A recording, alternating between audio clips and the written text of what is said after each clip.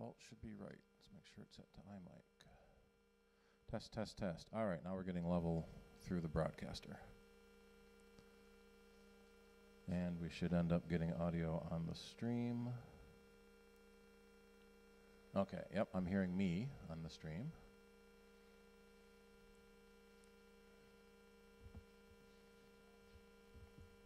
All right, now we got to get Rick online.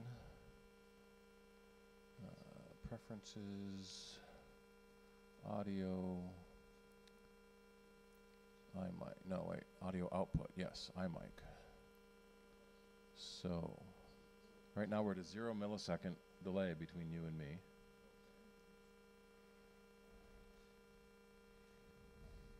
Your audio output has to be set to the mirror.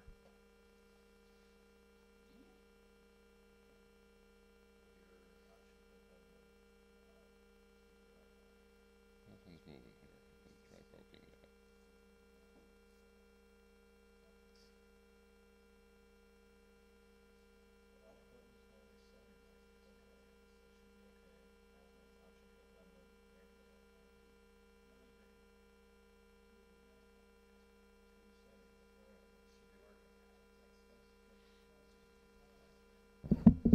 Oops. That's not coming to me.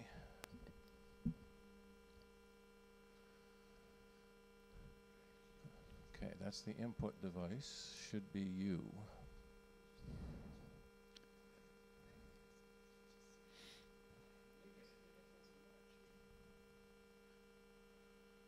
Projector, advanced, audio.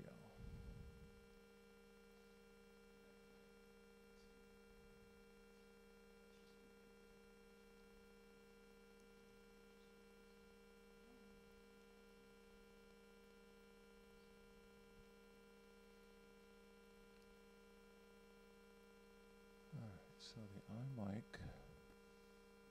is an input, okay. Audio, oh, I'm muted.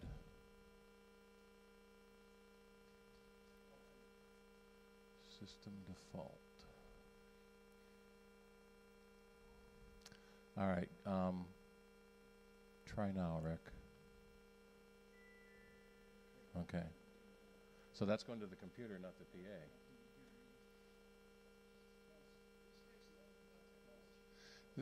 They're kind of newbies, but they're they know a little of the stuff. Yeah. Not the PA. You need to have a mic into the PA. The trouble is that's the incentive to get more of it. What is it? Any sufficiently complex technological? How's that one go? I don't know how it ends actually, but no, the mixer goes into the computer to record.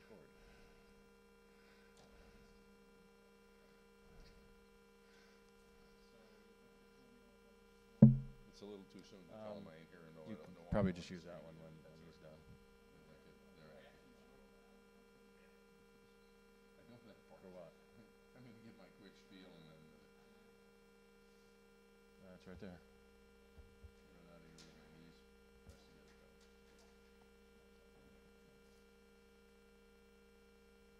You can probably start, Charlie. I was going to tell you that I'm not hearing voices out of the stream. I am. Okay, now I am. Okay. All right. Well, if you think I should do that, then I'll do that. All right. Welcome to the monthly general meeting of Apple Cider Computer Information and Data Exchange of Rochester, New York. We meet in the forum room of East High School on the second Wednesday of the month, starting soon after 7 o'clock. We have a board meeting the following Wednesday at 7:30 at the Irondequoit United Church of Christ. Anyone's welcome to visit that, and you can ask other club members or a board member how to get there. There are also directions on our website.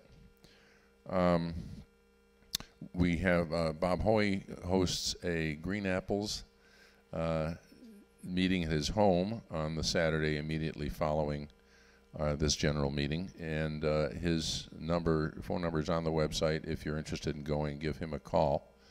It starts around 1 in the afternoon and ends soon enough to go to the Q&A session that Steve Ray hosts at the JCC. That starts about 3. Sound good? Yeah. Yep. Okay, as our website says, it being holiday gift time, we have a link on our homepage to go to Amazon Smile, which will, and you have to go through smile.amazon.com from the Cider homepage to give a little bit of money to us out of your purchases. There's 2 referral mechanisms with Amazon. One is a straight referral. By clicking our link, you might notice in the URL it will say apple cider -20. But also, smile.amazon.com is a charity contribution. And so you can mark cider as your charity of choice and then send, we actually get 2 little kickbacks. One as a charity and one as a referrer. All right. Tonight's meeting will involve presentations on virtual machines and emulators.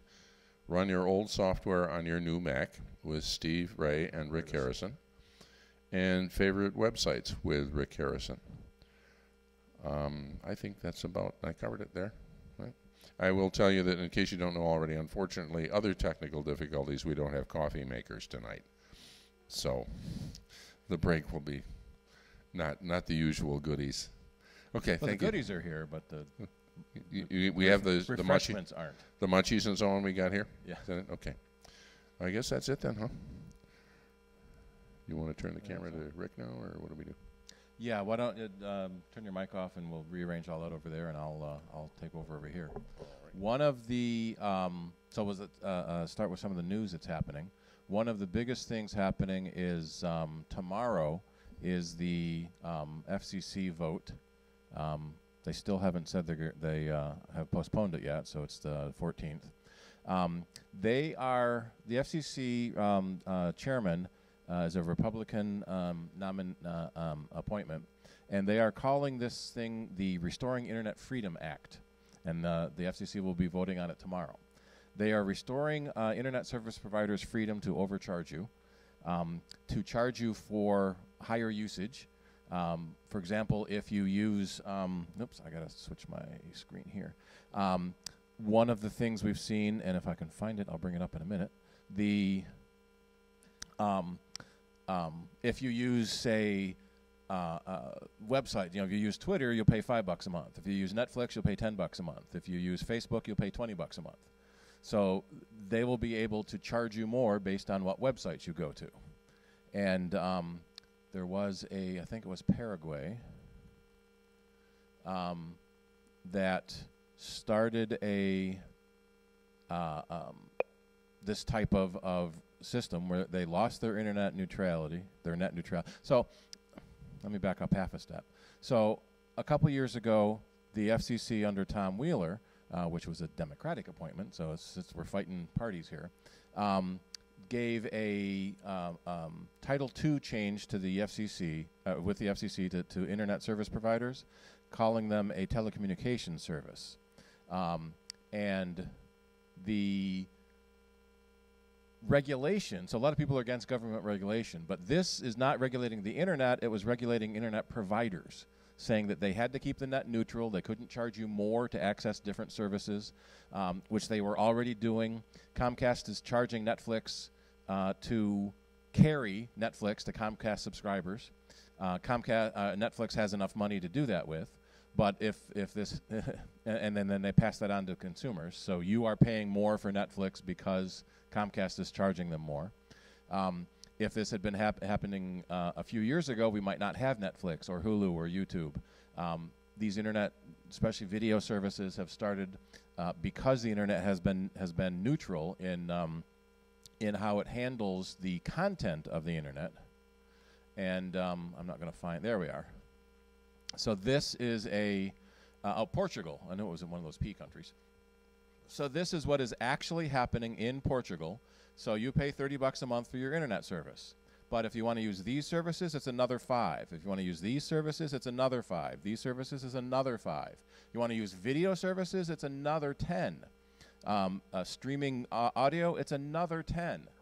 So you have to be careful about what websites you go to, because you end up getting charged more for them. And if you don't pay extra, then you cannot get to that website. So the internet provider is preventing you from getting to certain websites based on the content of that site and if you're paying for that specific site or not. A lot of people don't see a problem with paying for where you're going, but as I mentioned, if this had been happening a few years ago, we might not have Netflix or Hulu or YouTube or internet streaming services or all the TV services or cutting the cord. And that's sort of what's prompting this a little bit. People are cutting their television cord so they can watch more on the internet for free internet TV shows. So a lot of the same companies that own the internet also own internet service providers and content providers. NBC Universal, Comcast, Charter, which became Spectrum. So a lot of that is sort of so tied together that when you cut your TV bill, they want to raise your cable bill to make up for it. And so if the net neutrality laws are repealed, it is more than likely that we're going to see higher cable bills. We're already going to run into that starting next month. Spectrum locally is going to start scrambling cable TV. So if you have a TV now that does not have a cable box, you're just using straight coax into your television, and you're watching early channels, like below 100 typically, you're going to have to rent a box from Time Warner now, $6 a month to rent a digital adapter in order to watch television for every single television you have. So if you don't already have a box, you're going to have to get a box. And that is a way of raising your cable bill without technically raising the rate. So if Spectrum wants to raise your cable rate, they have to petition the Public Service Commission and show cause for why they have to raise the rate. They can throw all these fees in and call it not a rate increase, because it's not increasing the rate, it's increasing a service and a fee. So it's, let me turn this off. It's going to be a problem, there we are, with how the internet is regulated. And we don't want to regulate the internet, we just want to stop the internet providers from screwing with us. And so at the FCC, there is a open comment to express your opinions. And it's a very difficult thing to get to this FCC webpage and find it. So John Oliver, one of the late night talk show hosts, has a website called Go FCC Yourself. And if you type in gofccyourself.com, that takes you straight to the FCC website where you can make a new filing in order to express your opinion. Now they're calling it restoring internet freedom. So everyone says, "Oh, I want internet freedom," but no, it's the freedom for the internet companies to overcharge you. We already think we're paying too much anyway. George and then Charlie.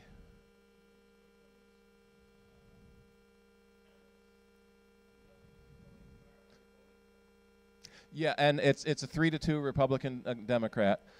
There are already several companies that have said they will file lawsuits. EFF, the Electronic Frontier Foundation. There we go, a lump of coal in the internet stocking. Many companies have already promised to sue the FCC for repealing these rules. And there's a 2005 law already on the books for a company that was, who was it? One of the internet providers was blocking Vonage telephone service because they wanted you to use their telephone service. And so that law was from 2005, saying you can't block a competing service. The new FCC rules say that internet companies can do whatever they want as long as they disclose it. So, the Spectrum could block YouTube as long as they put on their website, we're going to block YouTube unless you pay us an extra $10 a month.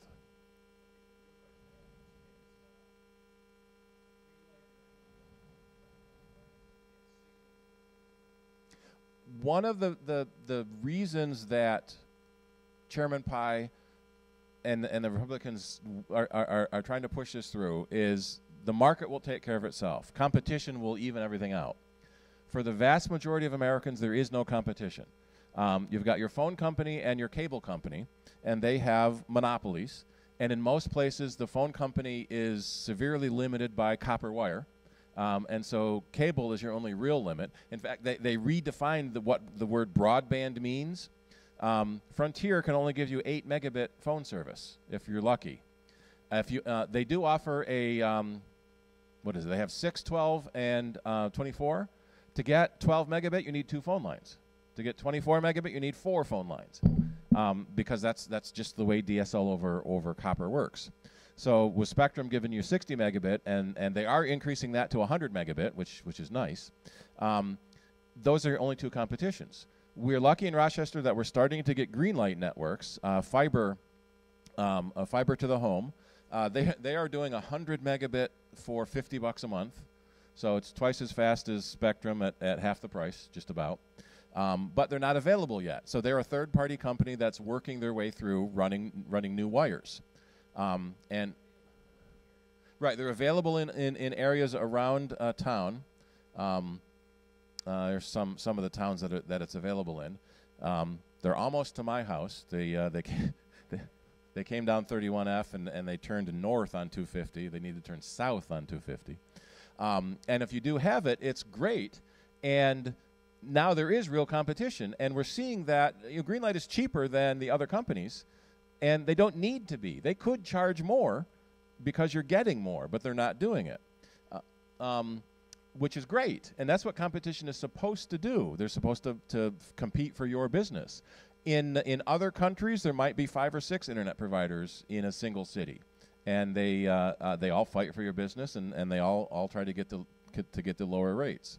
There's an ISP in Sonic. There's an ISP in the San Francisco area. A lot of ISPs and a lot of internet providers are putting up these net neutrality banners. Most of the smaller ISPs are in favor of net neutrality because they're already being neutral. It's the big companies, AT&T, Comcast, Verizon, that are lobbying to get this put back through. As far as we know, yes. I don't think they've said one way or the other, but they're already not blocking it. And that actually is one of Chairman Pai's points, is that the internet companies aren't doing these crazy things people are worried about. Well, yes, some of them were, and we've already stopped them. So Sonic in San Francisco, they have gigabit fiber internet. So instead of the 100 megabit you get with Greenlight, well, Greenlight you can get a gigabit for I think $100 a month. Yeah. Yeah, so they have a couple different ones. Sonic has gigabit internet, free mail, free telephone, 120 TV channels, I think it is, for $40 a month. So what you're paying $200 a month to Spectrum for is $40 a month at Sonic, and it's just crazy because there are competition in San Francisco. Tom?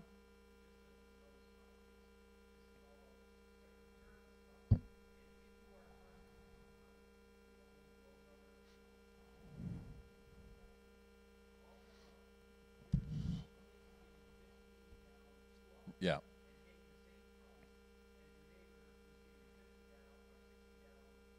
Right.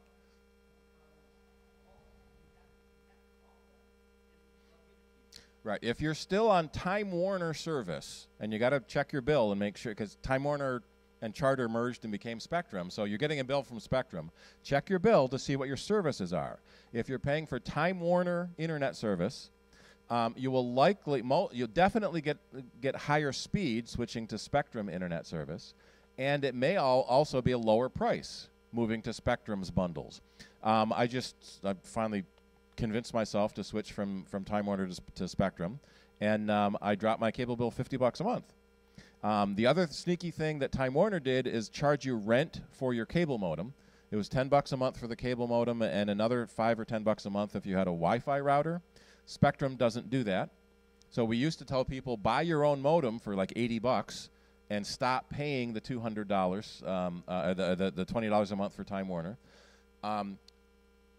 we have seen some of our customers at Mac Ave, some of our customers have Spectrum and are still getting charged rental.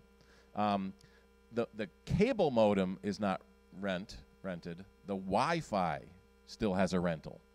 So buy your own Wi-Fi router. Stop paying that rental. But if you've got Time Warner now, you likely can save money and get much better speeds just by switching to Spectrum.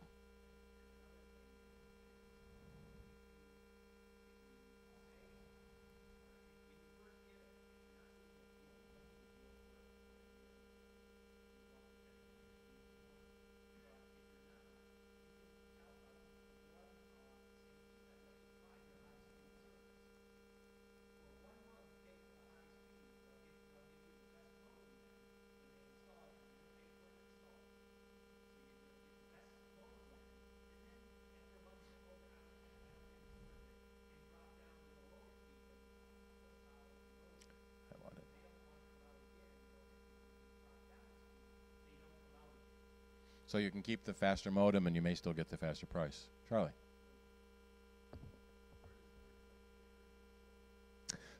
So EarthLink is I think they got bought by somebody. EarthLink was a third-party internet service. What they do is they buy service from Spectrum and will resell it to you, and for your convenience, it will come on your Spectrum bill. As generally, yes, but you get an EarthLink email address, and it may not be any cheaper than it would be from Spectrum.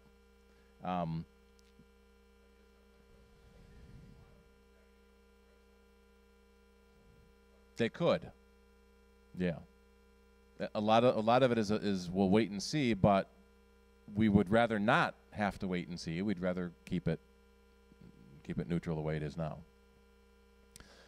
Yeah, so last minute, call your congressman first thing in the morning to let them know, express your interest in keeping the internet free and open and neutral. And we'll see. There was talk of postponing the vote because they say all the negative comments were created by bots, and there is some evidence that there were a few million entries that were in favor of repealing it were done by bots. One analyst found that basically a mail merge was done. Dear Chairman Pai, we want to keep the internet free and open, and they just would feed letters, different words into it like a mail merge used to be. All right. Other big news this month. There were two really big security updates that came out for both macOS and iOS. One of them was for the High Sierra root bug. The way the Unix underpinnings of the Mac work, you have your own username that you log in as, and there's a higher level or lower level, depending on the direction of the tree. The root user is sometimes called the God user. Root can do anything. So even you as administrator, you need to type passwords in to do stuff. The root, once you log in as root, can do anything they want in the system. There was a bug in 10.13 where if anyone ever had a password prompt, so say for example I'm typing in my password, if I got on someone else's computer, I could type in root and an empty password and it would work. So in 10.13.1 Apple fixed that bug, and I should have a list in it. So if you have not, they pushed it out. Security update 2017-001. They pushed it out automatically, so it should have installed on everybody's systems, but you want to make sure you've got this 2017 update 001, and that fixes the root bug. So this was an issue where someone had to have physical access to your computer, but that's not very difficult these days. You go to a coffee shop and you go up to get a refill. Someone sits down at your computer, types the root, makes themselves their own username on your computer, and then they can log in from the next table over and do whatever they want on your computer. Use your computer as a way to anonymize themselves to do something bad. So a lot of people say, well, I don't have anything worth stealing. You have a computer. You have an identity. You have processing power. So the bad guys will steal that to hide themselves. So when the police come to track down who broke into my computer, it ends at you, because that's where the signal ended. So you want to make sure you put that in. The 10.13.2 update just came out a couple of days ago too. And there was also a, let's see, did that do the crack bug? That may not tell us. There was also a Wi-Fi bug in Wi-Fi routers that was what was called it was a replay attack, so that if a bad guy sitting outside your house, they had to be physically close to you. They didn't have to have access to the computer. They could just be sitting in Wi-Fi range.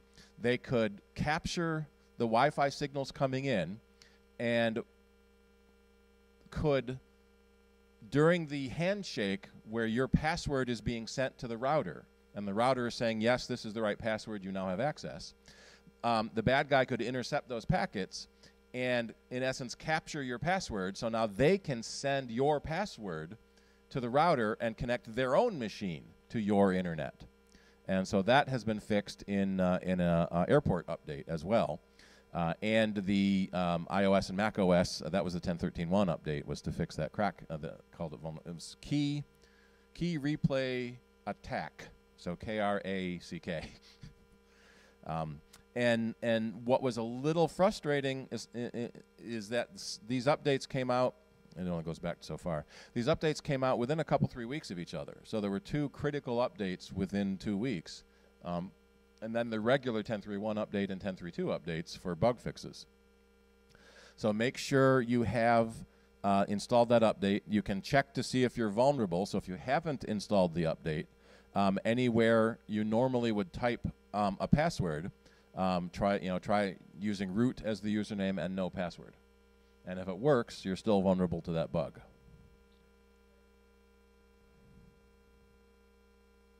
No, just once. If you type the password wrong 3 times, it shows you your hint. So I don't think I have a hint on this computer. And that's one thing too. When you make a password, you can put a hint in. So if you type it wrong, it shows you the hint. Don't make the hint your password. There have been a lot of exploits where the hint was the password and people were able to get into places.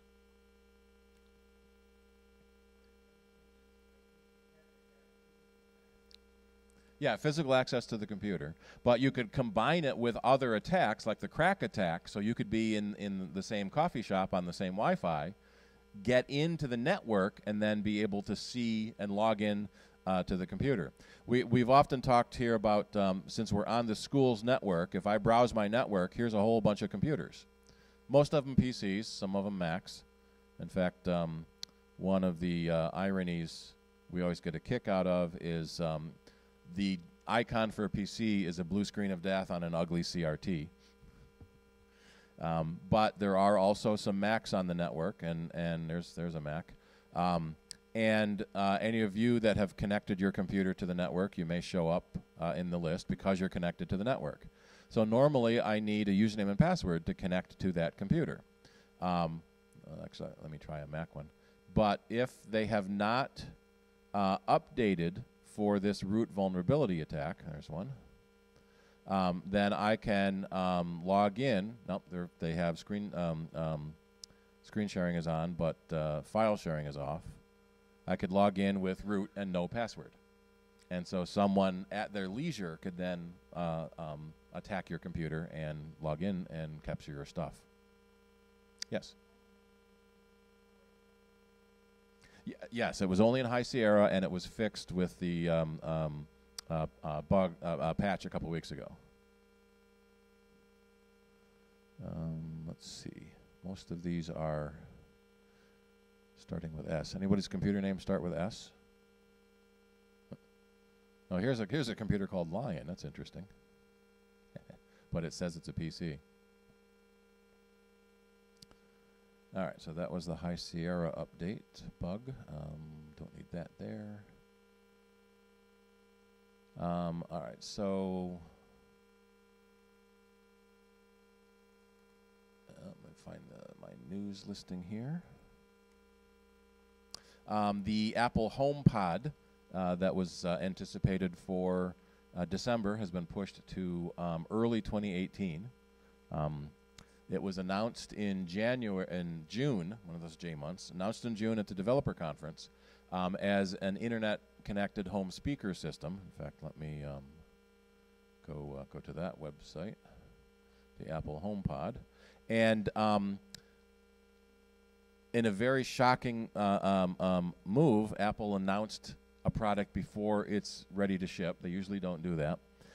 So they announced it in June and said it would be ready in December.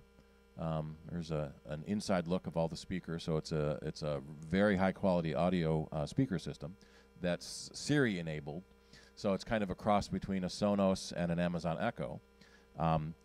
There were two problems with it. One, they said it would be $350. Sonos has that for $200. So that's a little interesting. Originally, Sonos was $200, then you had to buy an Echo for $200. So $350 for them together. That's okay. Sonos just released a new version of the Sonos One for $200 that has Amazon Alexa built in. And they're going to be adding Google Assistant and Siri to it later. So now $350 is a little too much compared to the competition. And they said it would be available in December. Now they've changed it. Do they say anywhere? Yeah. Nope. They've changed it to early 2018. And what we're guessing, the way Apple works, is early 2018 probably means April.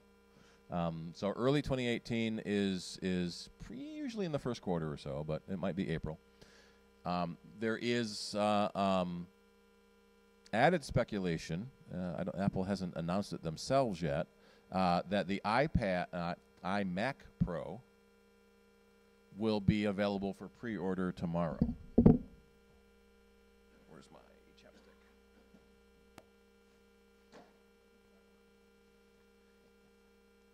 There it is.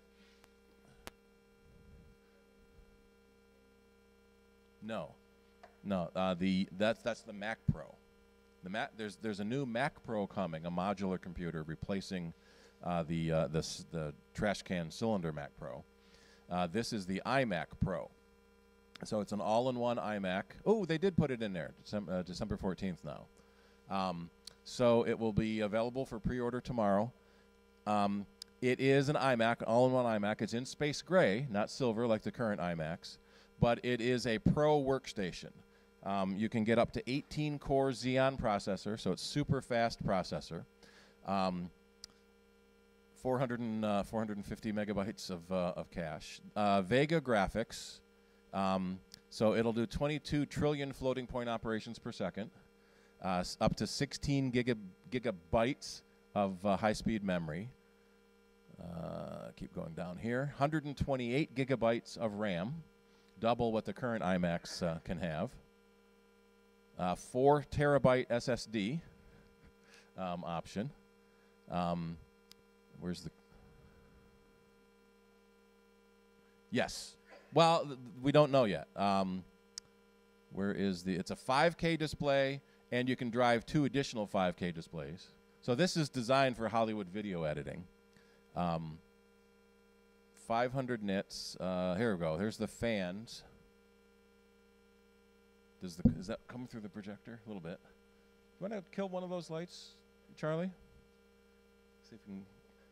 Yeah, let's try to kill something and get the screen a little better. Leave that one on, because that's me and that's the projector, isn't it? No, yeah, turn that one off. That's a little better on the projector. You can all still see me, right? Yeah. Let's replay that. So here's the cooling, airflow cooling path through it. Let's see. So starting, I don't have a buy now. So it says it's starting at $5,000 with the 8-core, 32 gigs of RAM, and a 1 terabyte drive. So as Tom mentioned, some of the third-party blogs went through the specs and figured out what an 18-core Xeon processor would cost, a 4 terabyte SSD is $5,000 all by itself. So they figure that everything maxed out is going to push $17,000, $18,000 for a single iMac Pro.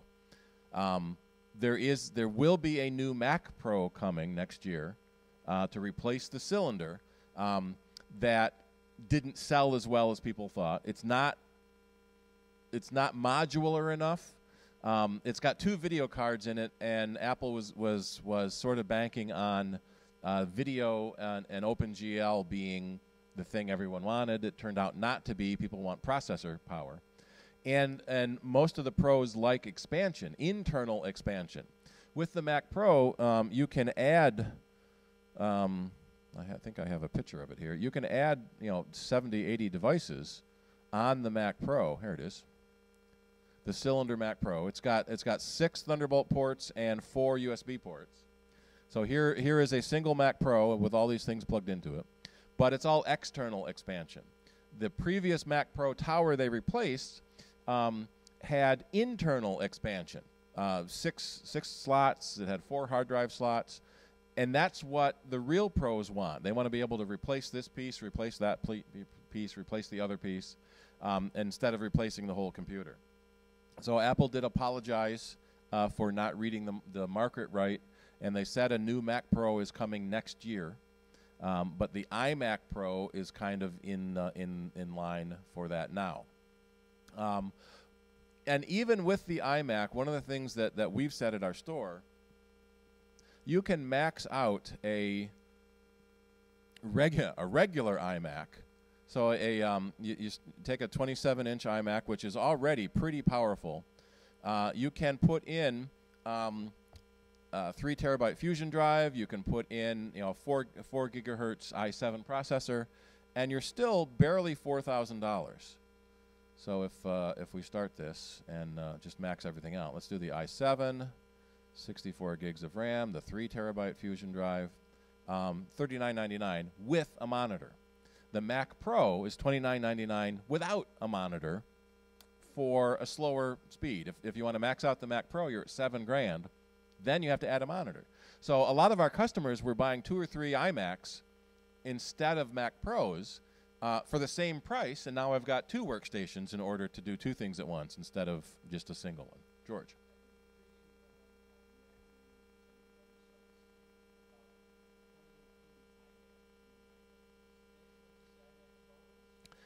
Probably not, because the iMac Pro was announced in June again at WWDC.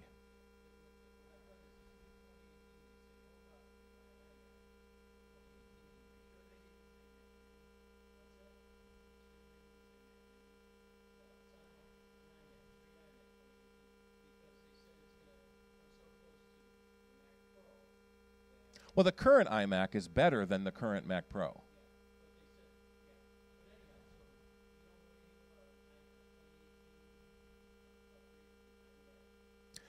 We assume it will be because the last one was 2015, so it's due. Yeah, this is from June. Oh, so this is June before WWDC, June 7th. So this may have been talking about the iMac Pro.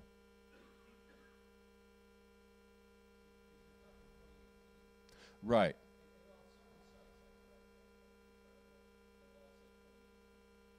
That may have been the iMac Pro that's coming out now. That's the joke. It's going to be available for pre-order tomorrow. When is it actually shipping? So you could call that so it's going to be the late 2017 iMac Pro, but when you actually get it or not is another question. So if we start with the Mac Pro, so $4,000 for an 8-core machine without a monitor. So if we put this up, the 64 gigs of RAM again. You can only do a 1 terabyte drive in it. So in addition to the Mac Pro not being very fast or very expandable, they haven't upgraded it in 3 or 4 years. So it's still very limited in what you can do, even if you max it out. So for $7,000, I can max it out, and my my $4,000 iMac will be better, and that has a 5K monitor thrown in. So at the very high end, Apple has kind of sort of dropped the ball on what the high-end pros want. And we're seeing a lot of video people moving to Windows and Adobe Premiere because you can really customize a PC from 100 different manufacturers and get exactly the thing you want. Alrighty, anybody else have any more news we want to talk about? There's no buy button, so we have to wait till tomorrow. Now, it's probably December 14th at 9 Pacific time before the buy button comes away. But it might be midnight Pacific. That's the way it was with the iPhone 10, midnight Pacific. So I knew a lot of people that got up at 3 a.m. Tom, did you get yours? Nope. I knew a lot of people that got up at 3 a.m. to put their order in, so they would get it on day one. Rick? No. The iPad mini has not been discontinued, but it is sort of orphaned, maybe is the right word. They did raise the storage, so it's 128 gigs for $399. A little annoying there's not a cheaper version of that. Especially now the full-sized iPad comes in a 32 for $329. In fact, this iPad 2017 kind of revitalized the iPad sales. They've been slumping the last few years. And really skyrocketed last quarter with the 2017. This is basically, it's the iPad Air 2 in $200 cheaper than it was. If you don't want to go all the way to a Pro for $650, for $329, it's a really great iPad, and 128 gig for the Mini. They haven't updated the Mini in a while. Where's my tracker here? In fact, from what the website George was talking about, Mac Rumors, Mac Rumors has a buying guide, and one of the things that they track is how long it's been since the last update. So if we go to iPad, so the 10.5-inch iPad was announced in June, so that was 6 months ago. There might be a new one coming. The 12.9-inch was announced a little more recently, so maybe not caution yet.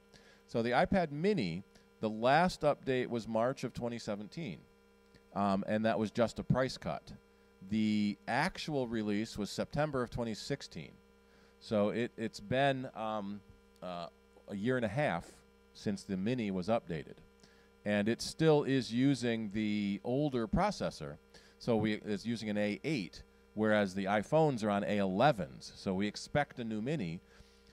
Generally speaking, we've seen iPads coming in the spring. So a March event possibly for iPads. We don't know.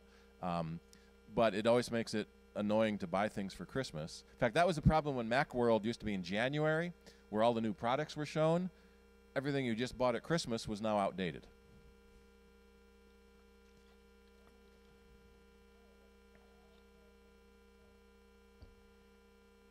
Oops. We have, stop. No, they wouldn't stop you from buying one if there was a new one coming.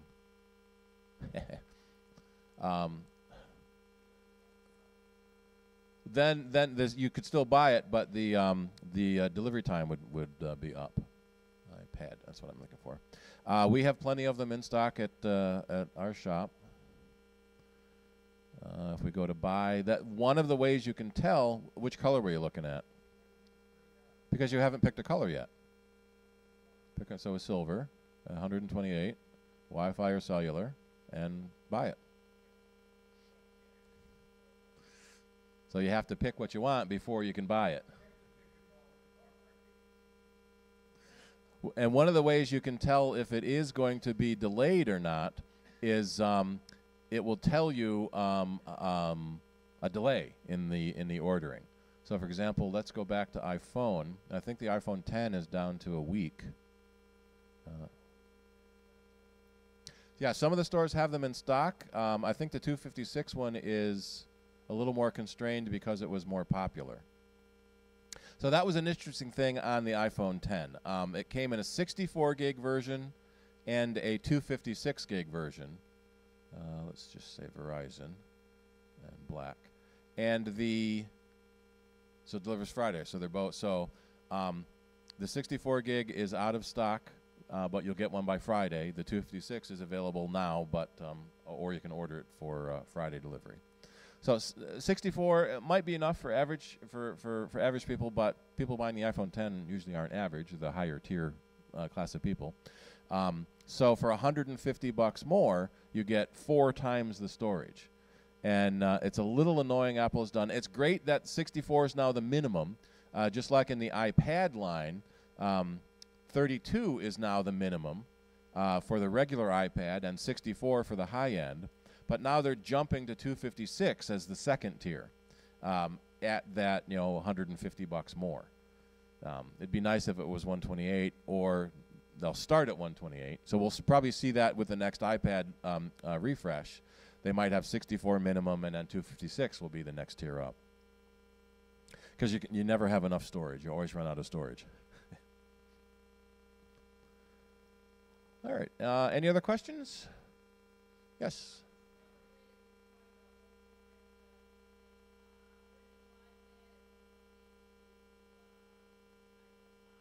Yep.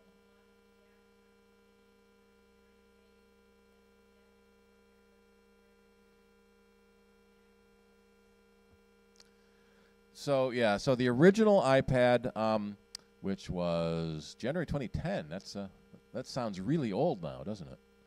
It will only go to OS 5. We're currently at OS 11. So many programs require newer OSs, and so you can't run those newer programs on the iPad. You can stick with the old version of those programs, but you can never upgrade because they won't run on your iPad. There is, as part of the development program, there's an iPad emulator. What do they call it? It's not emulator. It's simulator. Yes. So on your Mac, if you're writing iPad programs, there's an iPad simulator that simulates the iPad environment, so you can get a look of what your program may look like on your computer while you're developing it. And so in some cases, it's possible to run older apps in that simulator, but usually not. And you have to join the developer program to get access to it. So that's generally a case where you pass it down the family and buy a new one. Yeah, George.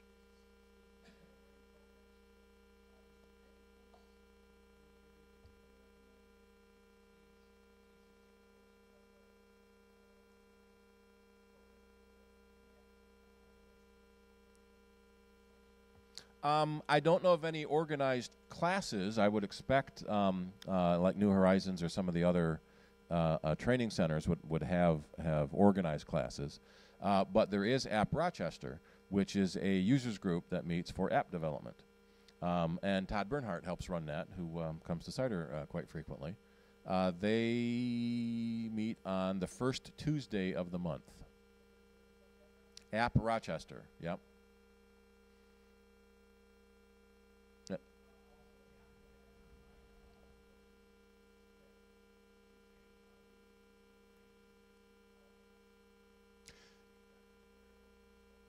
Yeah, there's Apple Swift is a development language, and there's a free Swift to download for iOS.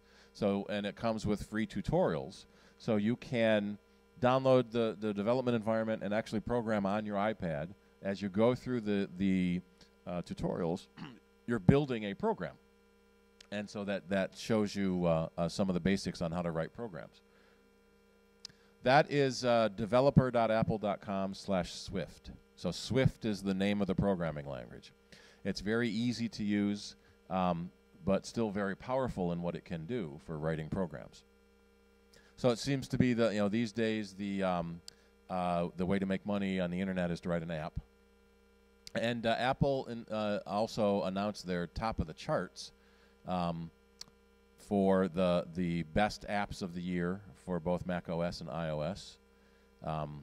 And so those companies are now touting they were now voted best app of the year.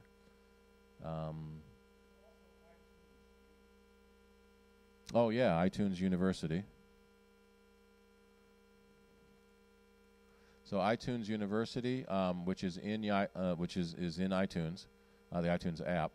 Can I do this?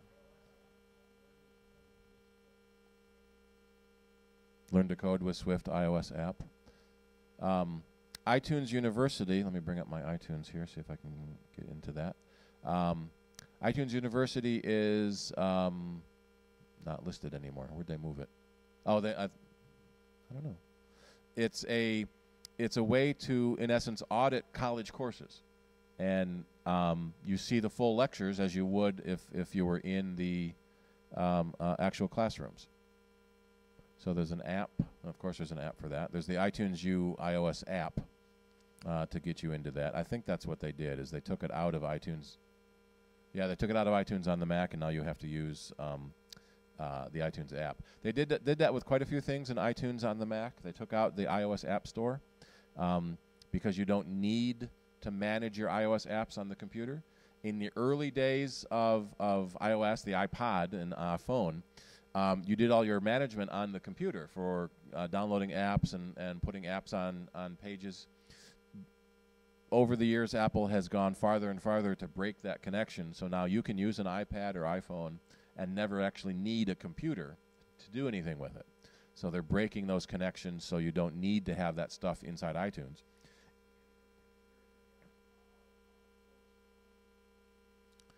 Yeah, Stanford, MIT, Harvard, a lot of the big colleges do.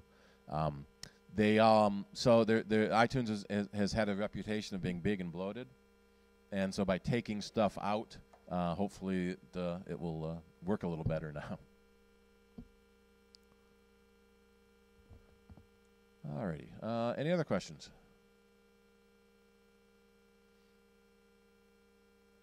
All right. Sure, Bob.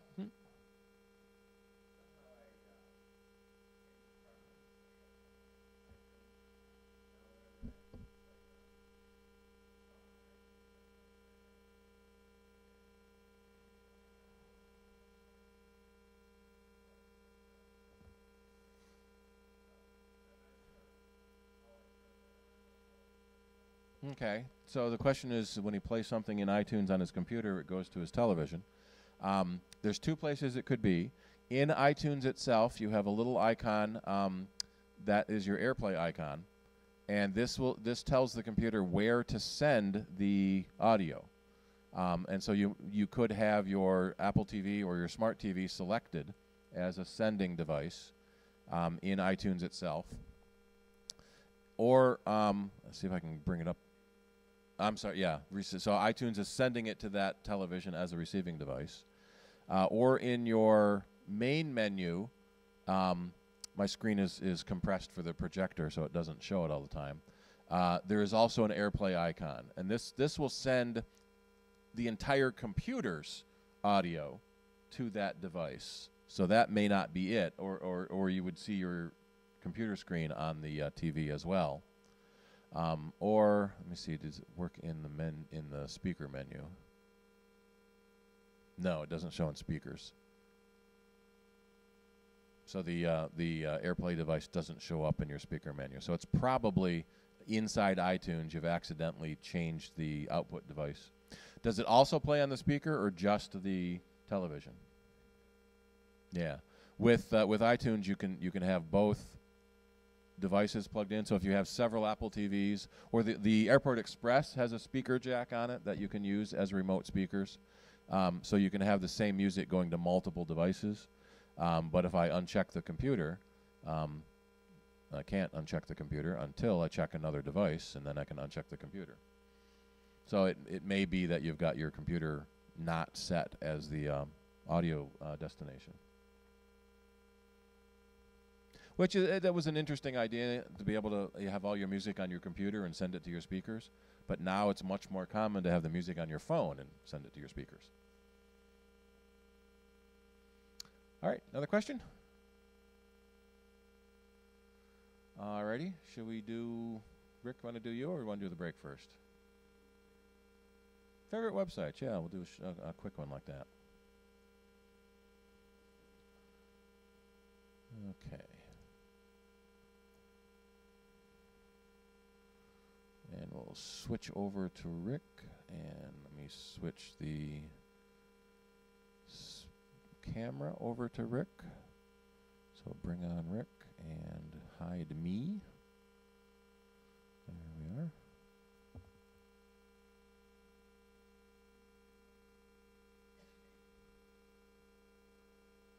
need to go to full screen on my server.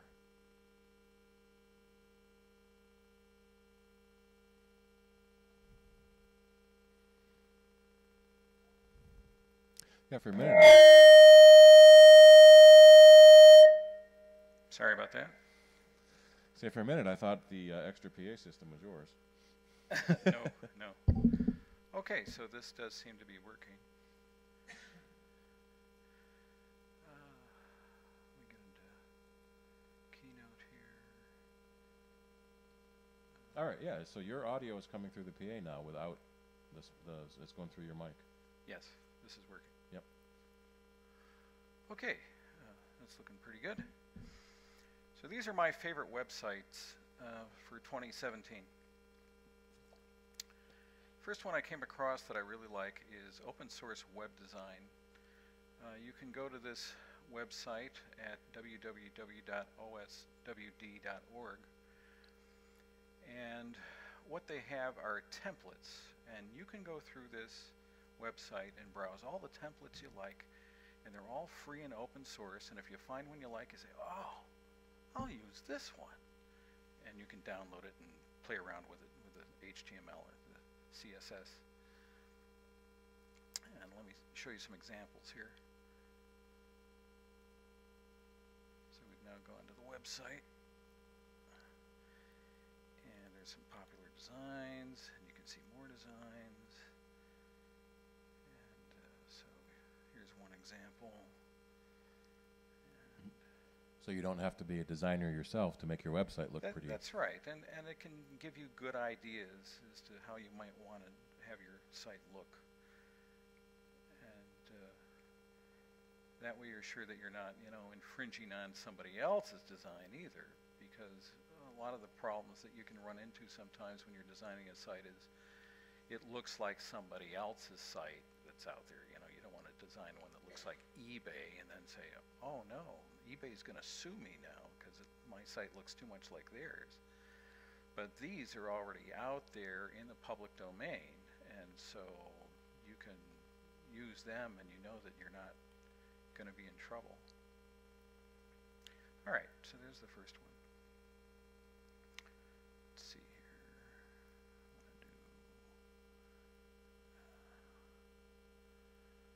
I'm going to do the wrong thing. What did I do? Okay, this is the second one. This is w3schools.com, and you can learn whatever type of internet thing that you need. There are tutorials, and as you can see, there's like HTML and CSS, which stands for Cascading Style Sheets. You can learn jQuery or JavaScript, or how to use JSON. There's PHP and SQL and XML and all sorts of interesting tutorials. And one of the things I like about this particular site is that they have good examples and you can try them yourself. So over here you'll notice there's the code, and to the right side it shows you what the output of that code is. So let's say that I wanted to change a color here. I'm going to change this color to black. Bleak. Helps if you spell it right. And now if I run it, see it changed the title over to black instead of white. So it's really very interactive, and you can have a lot of fun with it as you learn your new languages or whatever for the web. All right, let me go back down to here. The next site I like is called How Stuff Works. And if you go to www.howstuffworks.com, you can read all about all sorts of interesting subjects, like how does Bitcoin work, which is a blockchain intangible currency. How do soda fountains work? Yeah. Yeah. And here's like the different tabs. You've got a science tab here. What happens if we ran out of minerals? Could you grow meat from stem cells? Does alcohol freeze? Then there's an engineering section and an environmental section. This is called Science How Stuff Works. And I'll show you the URL again here. Hold on. Lost that thing again.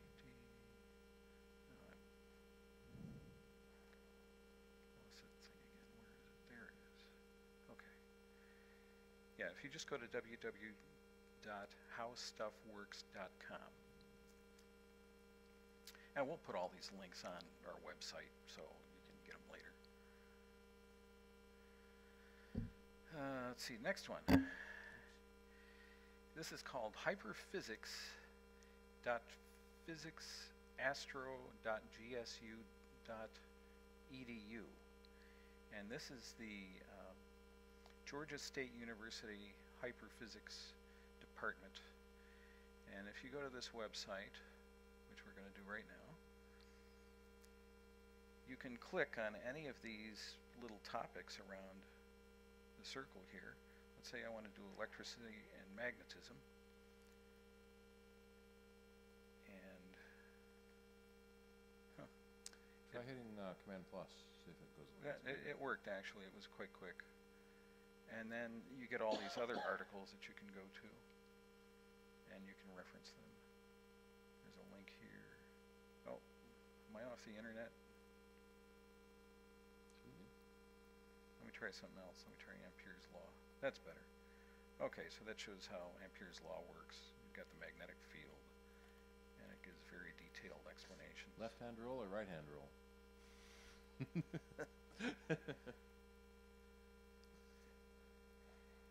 Here's Gauss's law.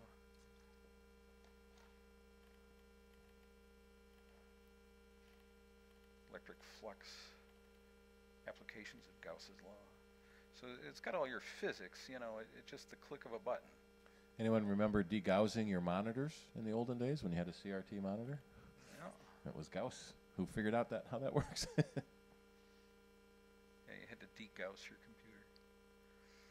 So that's kind of a fun one. Then there's Giphy.com. And Giphy.com blocked by the it's server. blocked by. All right. Well, the idea behind Giphy.com is you can go there and find all your cool GIFs that you might want to put on your website or email to your friends or whatever. And they've got all sorts of crazy stuff going on. Well, that didn't work. Go back here. Next one is www.applelogic.org. And this has a lot of Apple IIe and 2GS types of projects. And if you need the original Apple 2GS ROMs, you can download them here. They've got ROM 1 and ROM 3, which is the later version. What happened to ROM 2?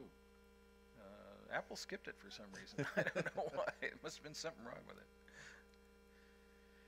The next website is called www.cashforbooks.net. And this one's pretty easy if you want to sell any books. You get a quote, and the way you do it is you either type in an ISB from your book that you have on the form, or you can scan it in, which is kind of fun and easy. And then they'll tell you how much they're willing to pay for your book, and then you ship it to them, and it's free shipping, and then they will give you the cash once they receive it.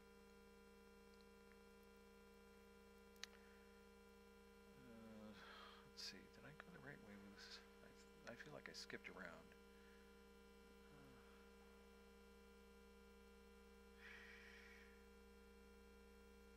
I've lost it again. It's here somewhere. There it is.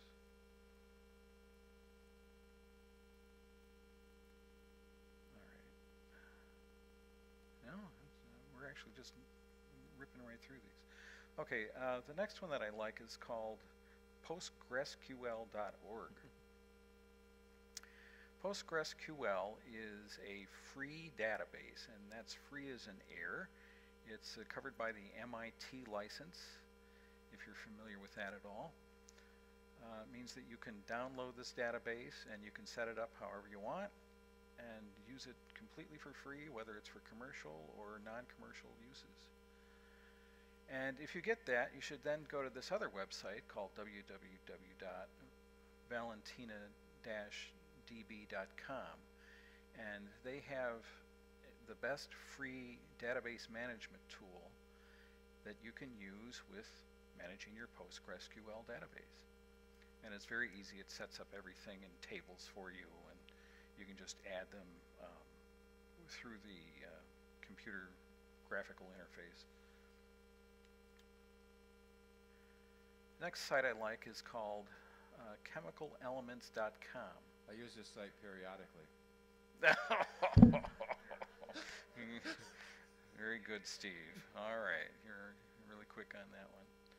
So if you go there, you can look at your periodic table and you can click on whatever element you like, and it'll bring up all sorts of information about it. You know, it shows you the atomic structure of the thing and how the electrons and protons work and when it was discovered, and you can change the tables however you like, and you can look up the melting points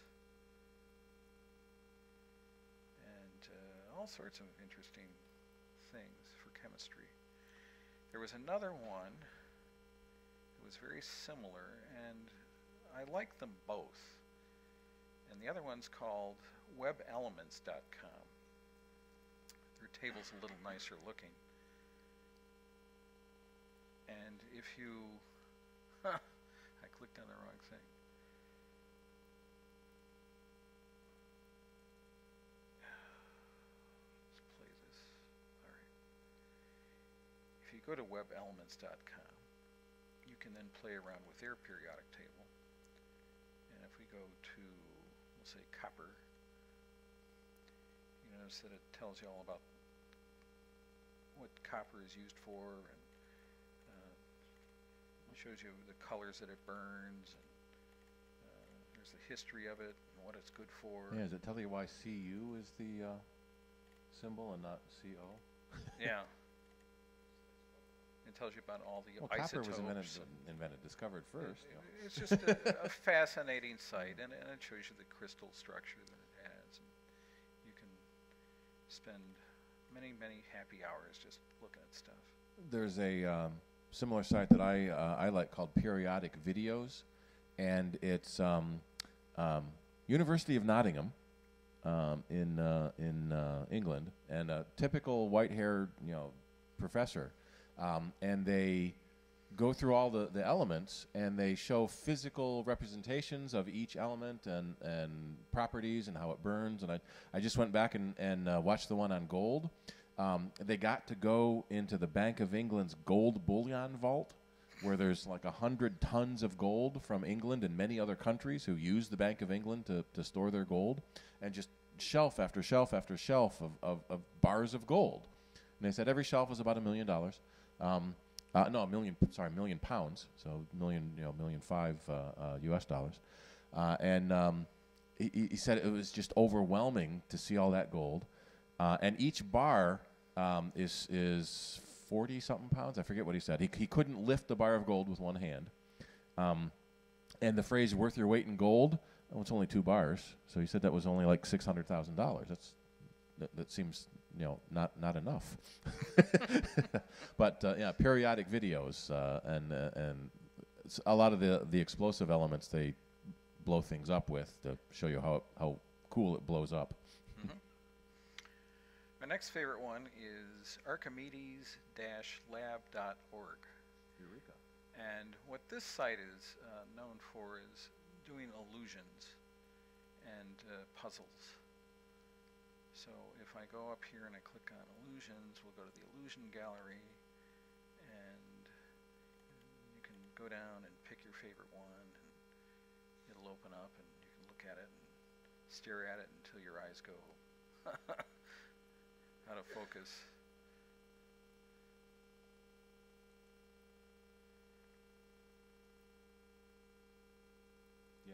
Go back to that last one, or even that one.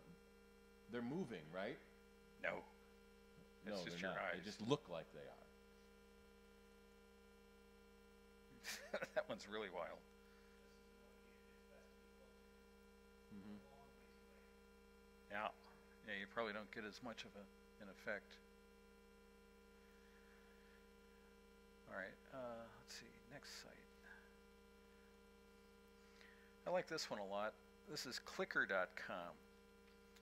And they have free clip art and free pictures. They're all in the public domain. So if you're ever working on a project of any sort and you need clip art or pictures, you can just go to this website, and it's very well organized. And that's all forest clip art there.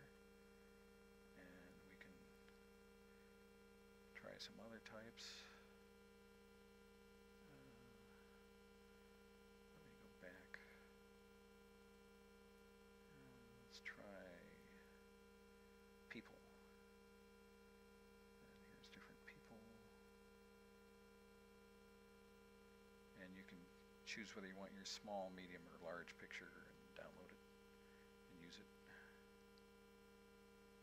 Again, you know, this is great for if you're making games or websites or, you know, whatever it is. All right, my next favorite is the Nova website. If you go to pbs.org/WGBH/Nova, you can watch all their videos that they have online for you.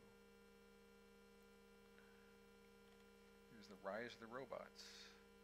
And here's all their full episodes that they have. They've got 138 of them. So each one's an hour. That's 138 hours worth of TV viewing.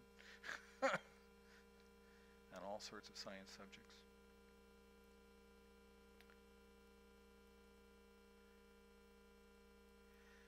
This one is fun. This is a kaleidoscope type website. Permati.com. And if I click on it, I'll show you how easy it is to make a kaleidoscope here. All I do is I drag my mouse over the black area here after I pick a pattern that I think I like. And here we go. And you can play around until you find something that you're, you know, really happy with. And you say, oh, I love this one. Or you say, oh, I don't like that one so much. And try a different pattern. And when you're all done, you say, oh, okay, I want to save that one. And it'll save the image to your hard drive. And the cool thing about that is after you're done making all your wonderful kaleidoscope images, you might want to go to Cafe Press. And then at Cafe Press, you can put it on your t-shirt. So that's kind of fun. Apple Cider also has a Cafe Press site where you can get cider logoed apparel.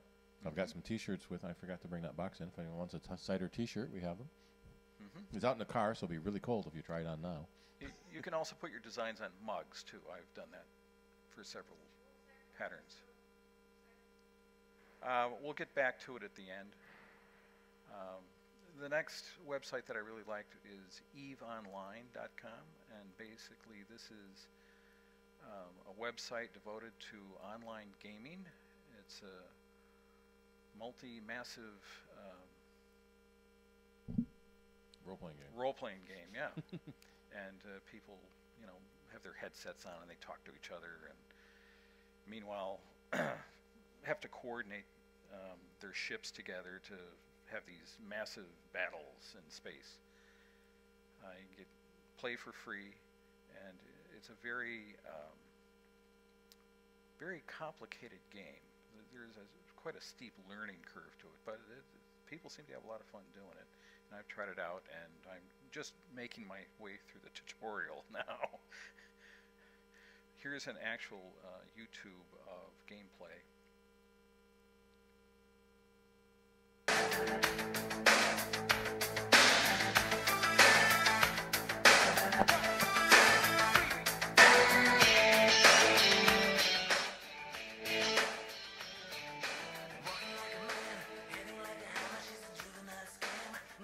The stuttering is just because of the projection.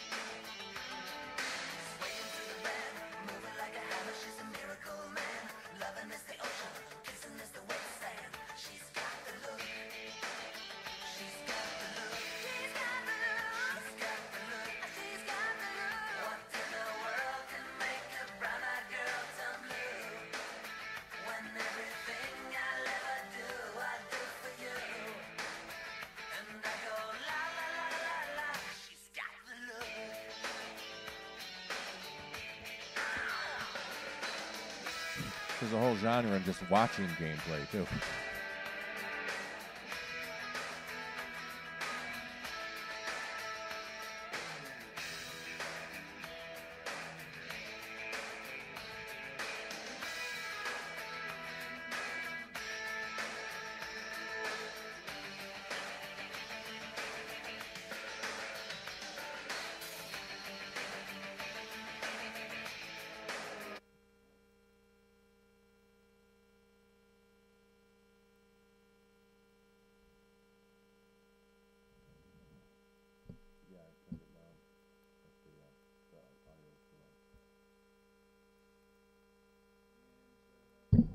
Although I think you turned it down there, too. Turn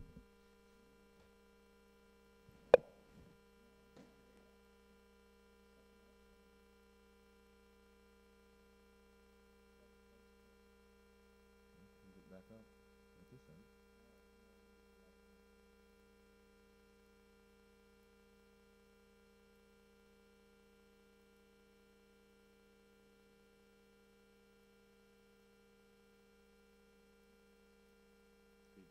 Because of the squeal.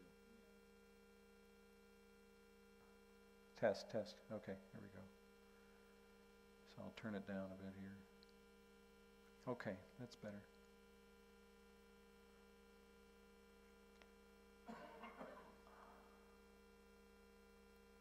All right, so the last one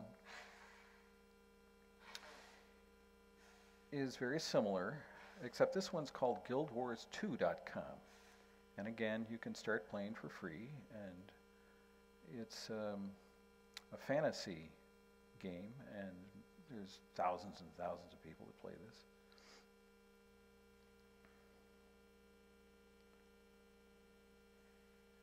Let's see, I think it's the next thing that I want. And here's a YouTube video of how gameplay can be in that game.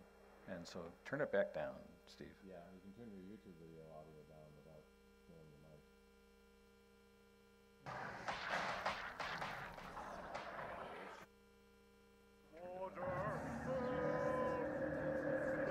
In the water. Brothers, sisters, ready yourselves. Tequatl is here. Now. So this is actual gameplay.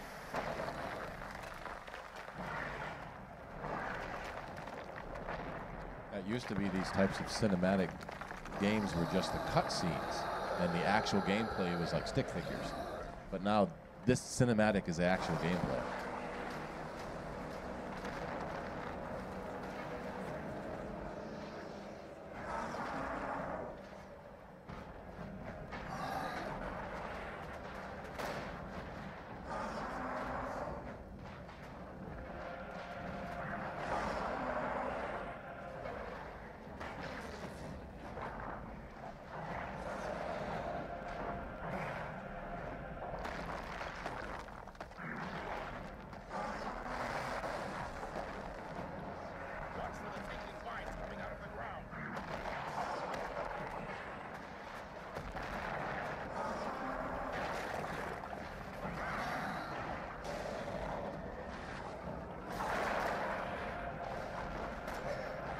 And the neat thing about these online games is you're actually playing with other people, Yeah, there's several not players just going computers. after the same dragon.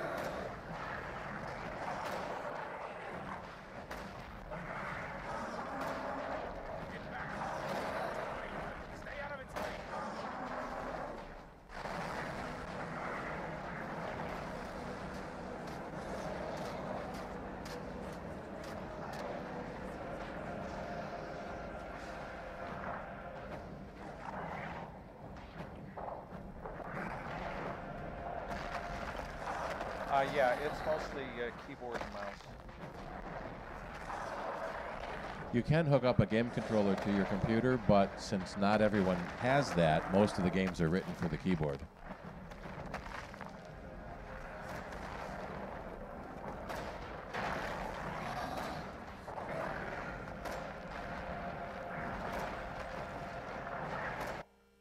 I just find it unbelievable that they can do this now, and it's all in real time. Cinematic quality. All right, let's see. Oh, Guild Wars versus WoW. So, Yeah. so you can pay $20 a month to play World of Warcraft online, or free for Guild Wars. Yeah, so Guild Wars is sort of the competition now to World of Warcraft. All right, and those are all the websites that we went to. The Kaleidoscope one that you were asking about is this permati.com. And if you go there, you'll find it. And we'll put a PDF of this in the cider disk, so you can find it online on our website. Yeah, we'll put it in the meeting archives. Alrighty, any questions? All right, does anyone else have any websites? Oh, George. Yeah, I have a favorite website. I've taken an Adobe Illustrator course, Mm-hmm. and it's a very specific, single-use website. If you ever see a font that you want to use yourself, Mhm. and you don't know what the font is, there's a website called What the Font. Okay. Do you want to go there, Steve? Yeah. Oh, it's part of my fonts. And what you do is you upload an image that with the font you're looking for. I don't know if I have any images right there. Oh, okay, yeah.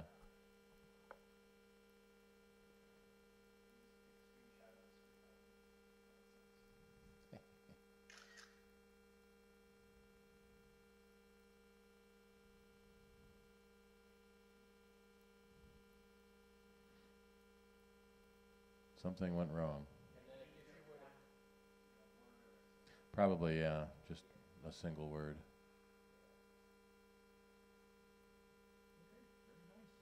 Does it then tell you? That's what it perceives you're looking for.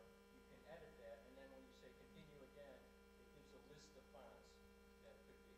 And let you buy them if you want, if you need to. I don't know about maybe. I don't remember that. So I know my fonts has a lot of free fonts, and many times there are free versions of commercial fonts. So you don't need to pay for Frutiger. You can get something else that's similar enough. And it'll go through a whole series of questions like, does it have a serif? Is it long? You know, all the qualitative things.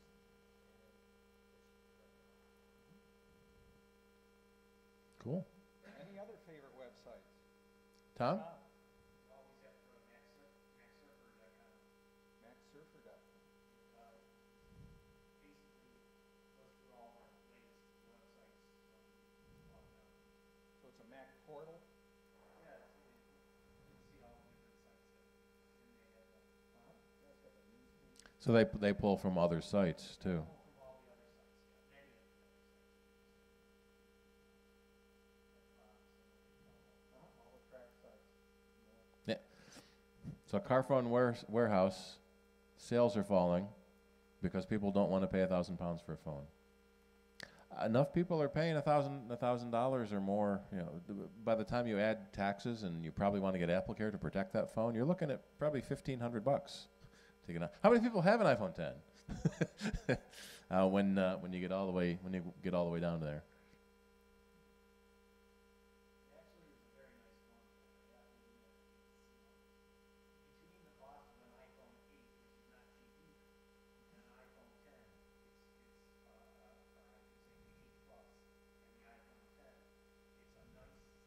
Yeah. Yeah, it's basically the size of the Plus screen in the form factor of a non-Plus phone. So there's a lot of speculations that there might be a 10 Plus coming that will be the physical size of a Plus phone, and then so your screen will be like 6.2 or 6.3 inches. Because Samsung makes a couple of over 6-inch phones too. But, you know, those are, you know, then you're holding an iPad. All right, anybody else? Any other favorite websites? All right, well, I guess it's break time then. Thank you, Rick. Yeah, we'll take a short break. We do have some cookies out there, and there is some soda, but the hot drinks we'll have to wait for next time. I can also take renewals for any memberships if you want to. Can you disconnect the AirPlay? I can shut down the air program too. Well, when I Oh, yeah, right, true, you're going to be back. and I thought I would go first, and then you can Sure, sounds good. after that.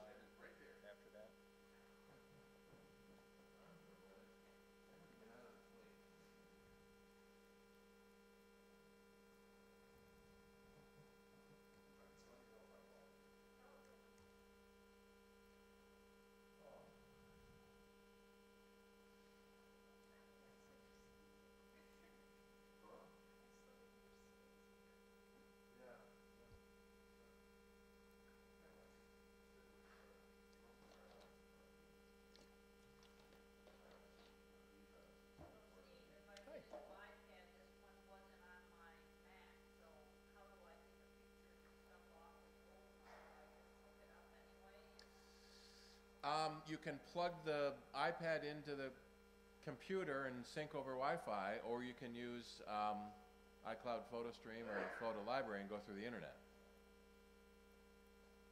So I can hook it up to my Mac and it'll back it up or take it off. Yep. And then I'll have whatever's there on the iMac so that when I get a new Get a new iPad, yep, you restore from that backup and it puts everything on the new one. restore from that backup. Yep, And the same apps and everything will go on it? yep.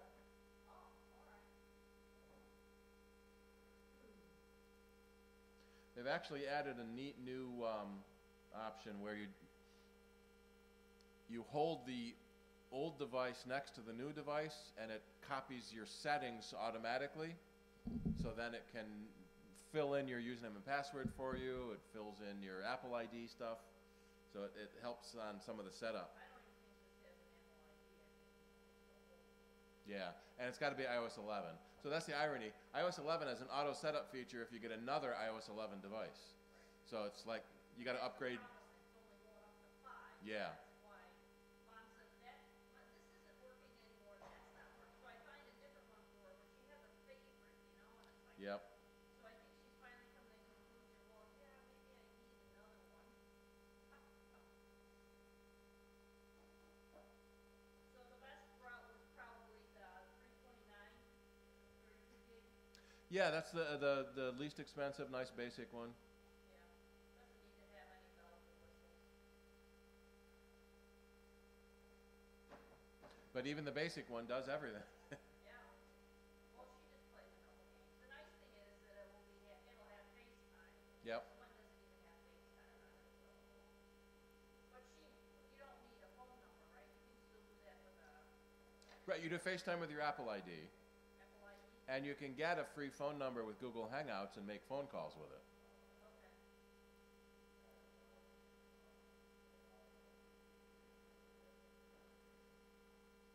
I have a question. Sure. MacBook Pro. My husband has an iMac. We got stuff in it. It's syncing out of email, so everybody turns it off.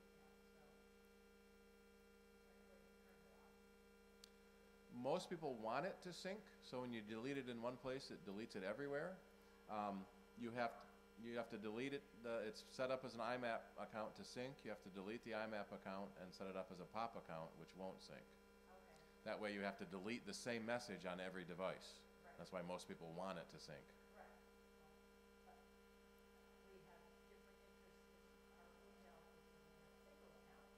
Oh, well, you should each have your own email address. Well, we do each have our own email address, but it's complicated. So we like it with Yep. like it has the DOT accounts and when we set up our new computers, we Yeah, it just assumes IMAP because almost everyone wants it synced. so the keys, though, if we switch back to DOT, how does one do that, number one? Is it difficult to do that? And number two, Yeah. do you lose all your emails that you had? Yes. You lose everything that's not still on the server. So what some people do is copy all the mail from their inbox to a folder on on the mail program, and then you have to go into the mail preferences and delete the IMAP account, and then add a new account back as POP. Yeah, during the account you give it your username and password, and then it comes up with a window, and the default is IMAP, or you click on POP to change it to POP.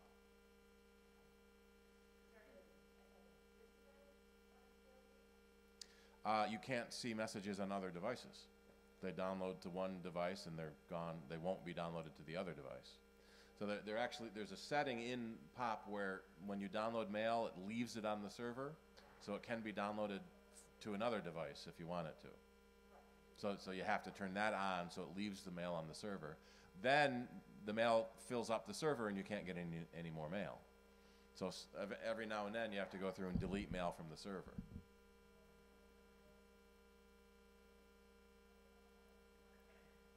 Even last week, today, I made my mom a Christmas letter, so I spoke it into my iPad, emailed it to myself, emailed the picture she wanted, went to the iMac, got up pages, I couldn't even find pages to start with, and I got everything on, and it's like, how do I print this? I don't know how to print this, like, what the heck? So I had to Google, like, so how do you print on an iMac? Yep. You got to click It the. told me, go to file, whatever, and I went Yep. down and I found it, but the printer came up, but it didn't give me a button to print there, you know, so I had to, yeah. Got to select the printer in the list because you might have more than one printer. Yeah. It came up fine, and everything was all good there, but it's like, okay, but where's the button to print? Where's the button to print? It's the same share button that you do other things with. I went I to can't. file and came down, that's how I did it. I don't know.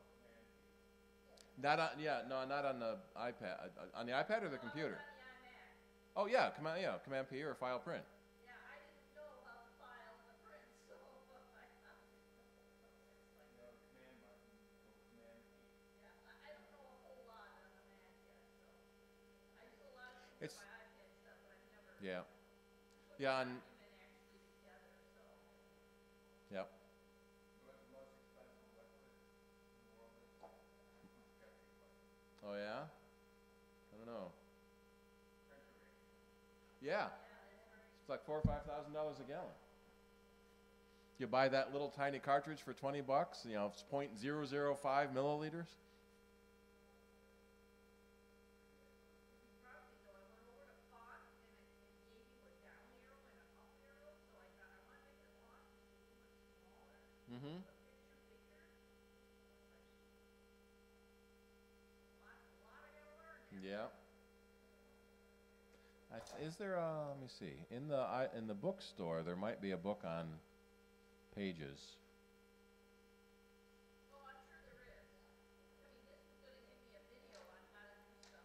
Yeah. In the Pages program itself, in the help menu, there's a help and about. Yeah. I don't have time for that, I just wanna know how to print this one thing I'm doing here.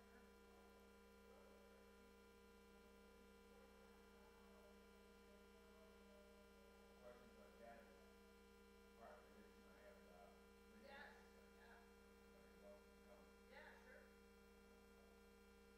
Well, at the office, I do everything PC, so it was like, do I take this to the office and do it there, or do it at home? So I figured, well, I'll try, I was in the mood to try to work on the iPad. Control P. I don't know any of the shortcut stuff. So the shortcuts on a Mac, you look at the menu, Uh-huh. you find command in the menu, right next to it, it'll have the keyboard Yep. So each command is listed in the menu. What's the little squiggly square thing? That's the command key. Oh, that's the command key, okay. Yeah, the keyboard used to just have the squiggly thing on it, but now they print the word command on it too. Okay,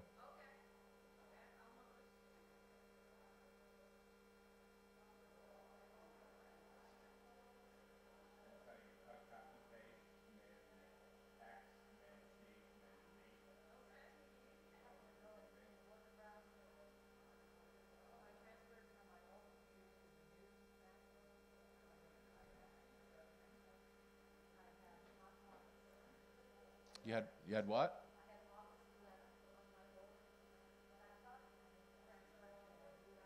Mm-hmm.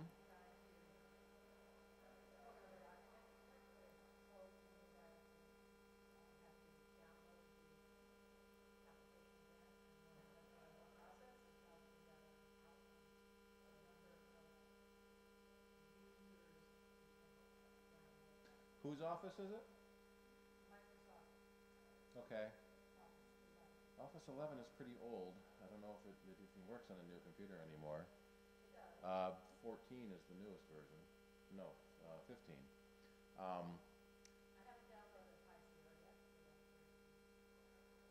Yeah, it doesn't matter what system version you're running. It's still. Oh, did you mean 2011 or 11? 2011. Okay. Yeah, 2011 is 2011 is 14.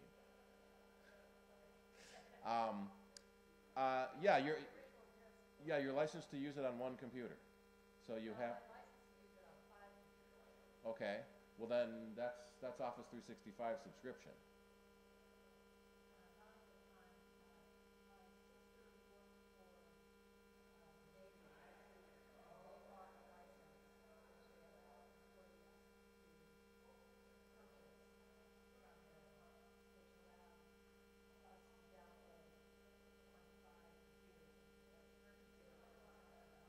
Mm-hmm.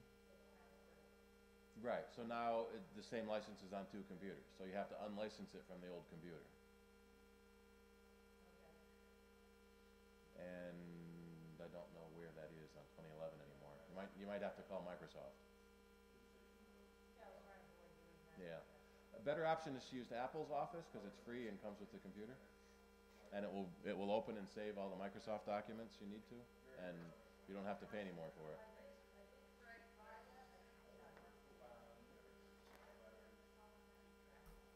Well, the Apple's iWork suite, Pages is equivalent to Word, and Numbers is Excel, and Keynote is PowerPoint.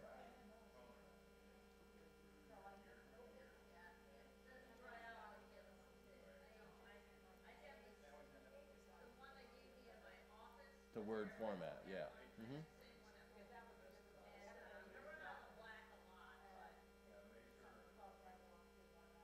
Yeah, Microsoft Office tends to be, the 900-pound gorilla, so all the other Office suites can save in Microsoft Office format.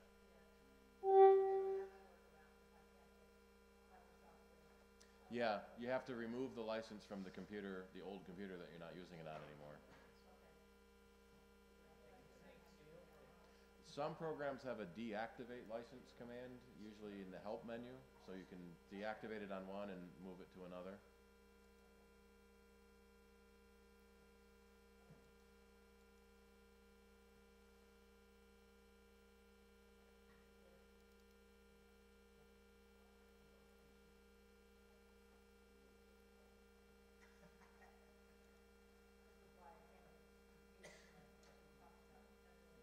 Yep.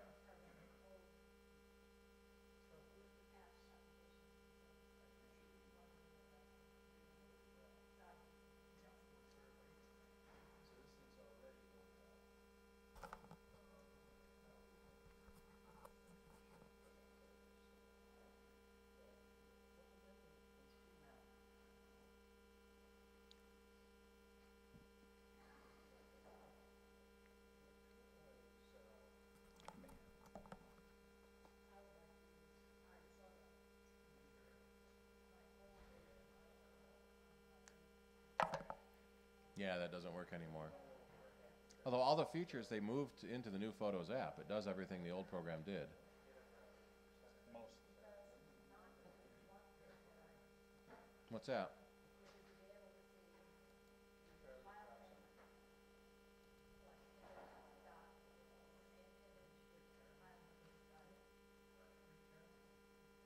Yeah. Yeah, it tells me right there what it is. Mm-hmm.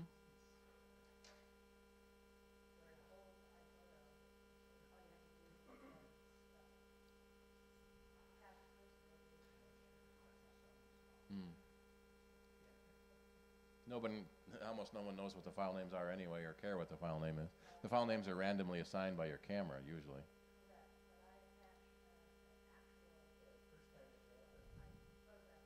Mm-hmm. Make it the title, not the file name. You can do that with titling. Mm-hmm.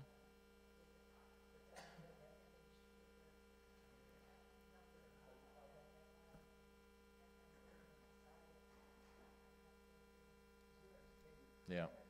That's why most people don't bother putting any titles on them at all. Yeah. All right, I guess we're just waiting on Charlie. I think so.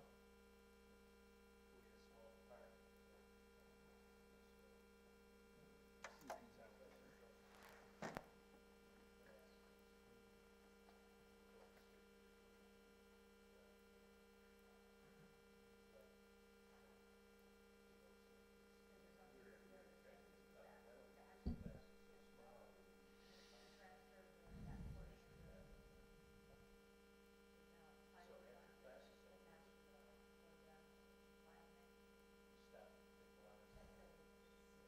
There are batch renamers.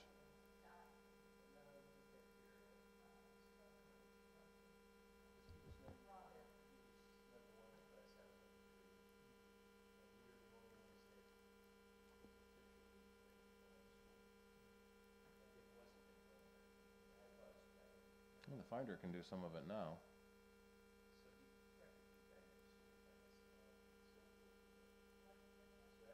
The Finder.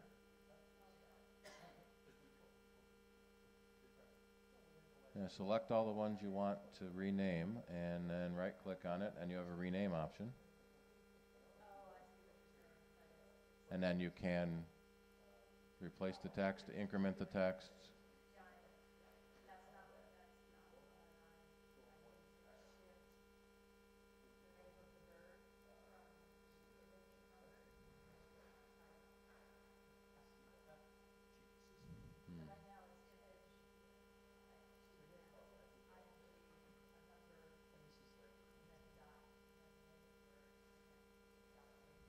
Mm-hmm.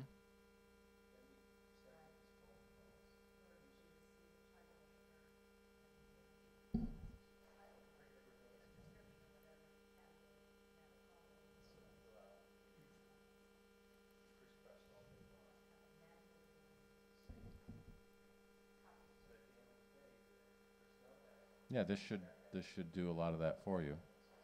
So you can replace it. You can add, so you can put the bird name first and then the image second. Let me see if there's a better. Let's see, rename image sequence.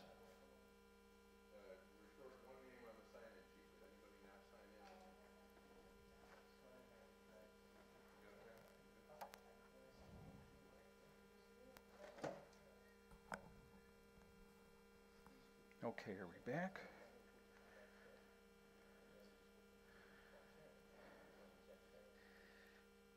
Are you gonna give me back your screen here, or what do I need to do? Yeah, just a second. We had a question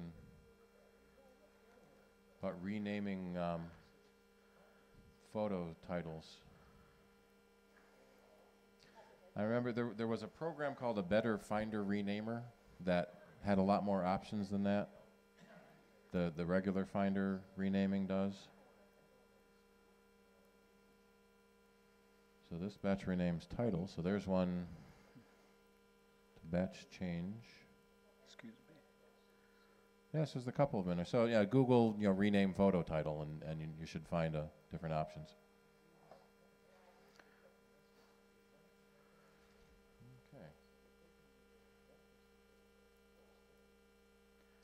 All right? Yep. Okay, so let's see if this works now. Okay. All right, to start our topic this evening on computer emulators, we first need to understand what a computer emulator is. I need to turn this. All right.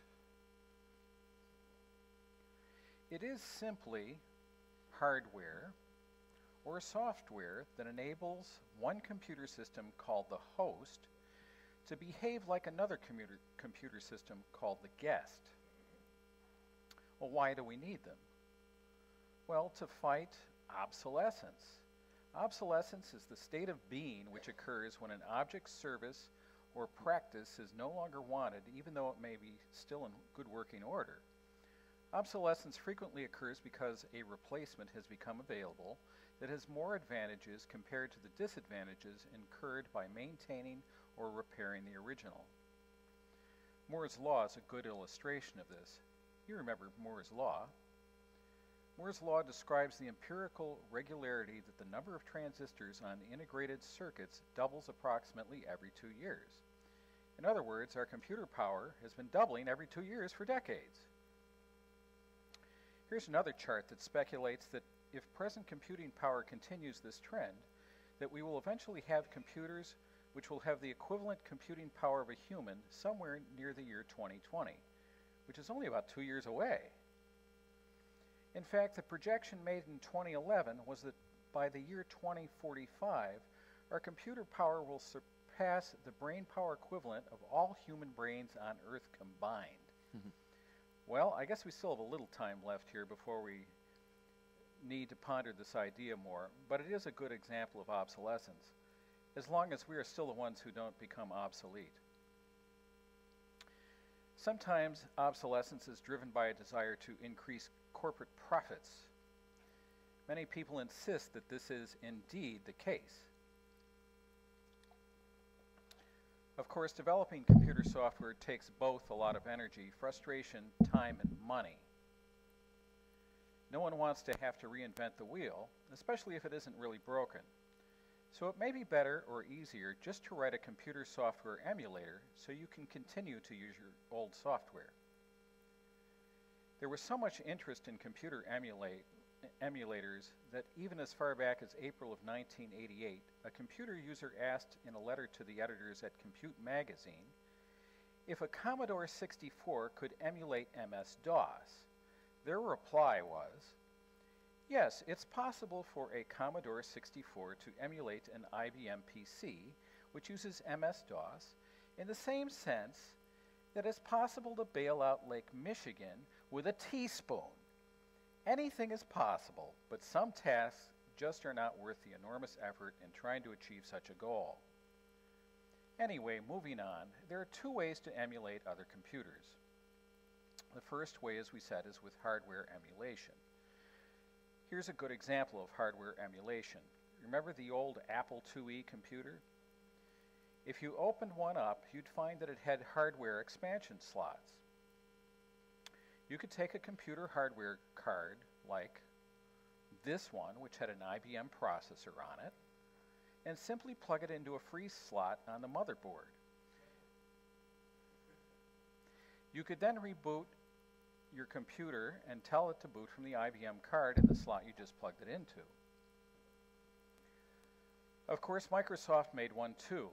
They touted that you could run Basic 80 or CP/M on a Z80 processor installed right into your Apple II computer. Does anyone remember Mac Charlie, the IBM emulator for the Macintosh? All you had to do was plug in your Apple II keyboard into the Mac Charlie keyboard. Connect the Mac Charlie computer box to your Macintosh, and you were ready to run an IBM-compatible computer on your Mac. Now, I know some of you are probably thinking, if you were running a different computer inside or next to your computer, is that really emulation? Well, although the answer today might seem to be no, back in the day, everyone was made to believe that the answer was yes, is there was a lot of motivation to sell the hardware to the people who wanted it. Here's a more modern example of hardware emulation. This is a Raspberry Pi computer hosting an Apple II hardware board.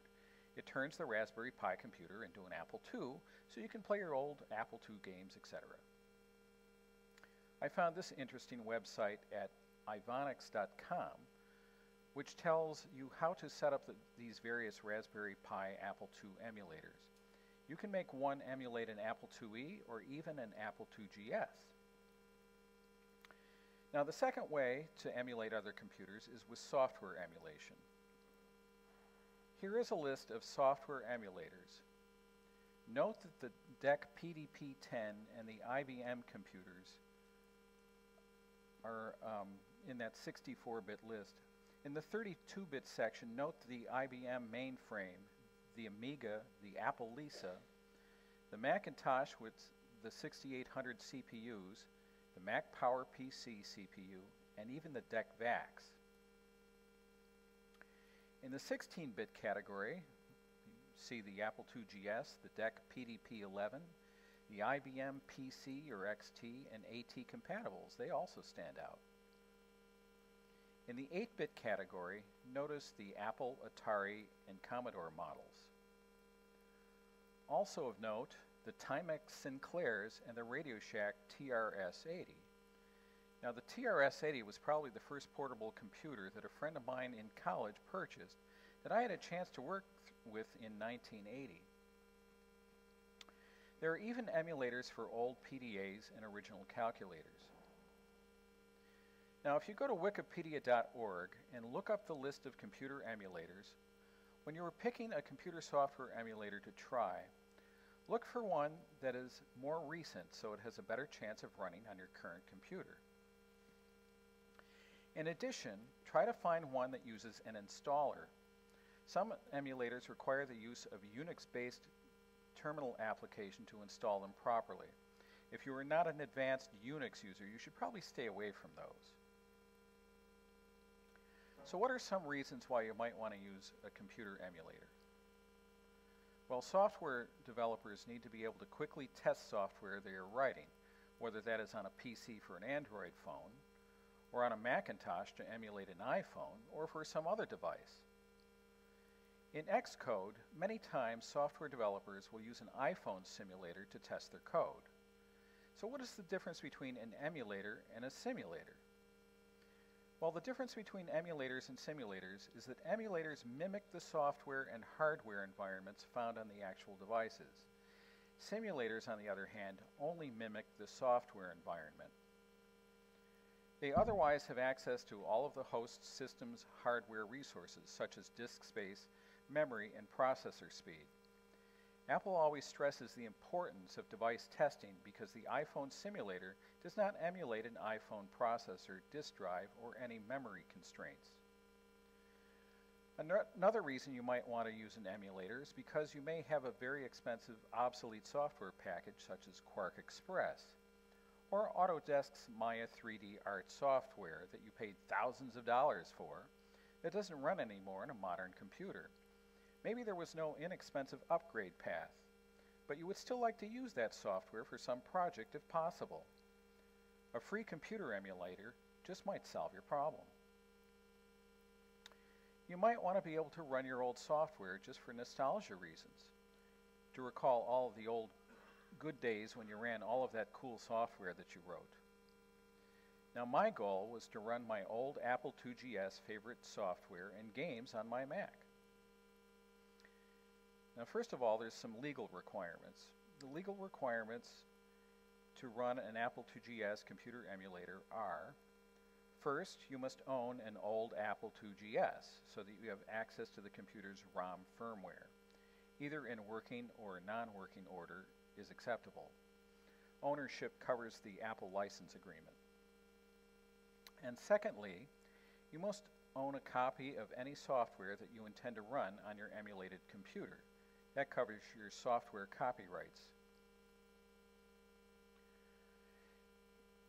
In your surfing on the internet for old Apple II GS software, you may come across the term abandonware. So what is abandonware?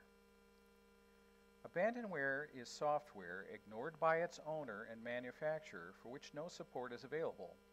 Although such software is usually still under copyright, the owner may not be tracking copyright violations or is not actively defending their copyright. It just might not be worth it, you know. Please read the article on abandonware on Wikipedia for more information, as the issue can get rather complex, and we don't have time to really discuss that aspect this evening.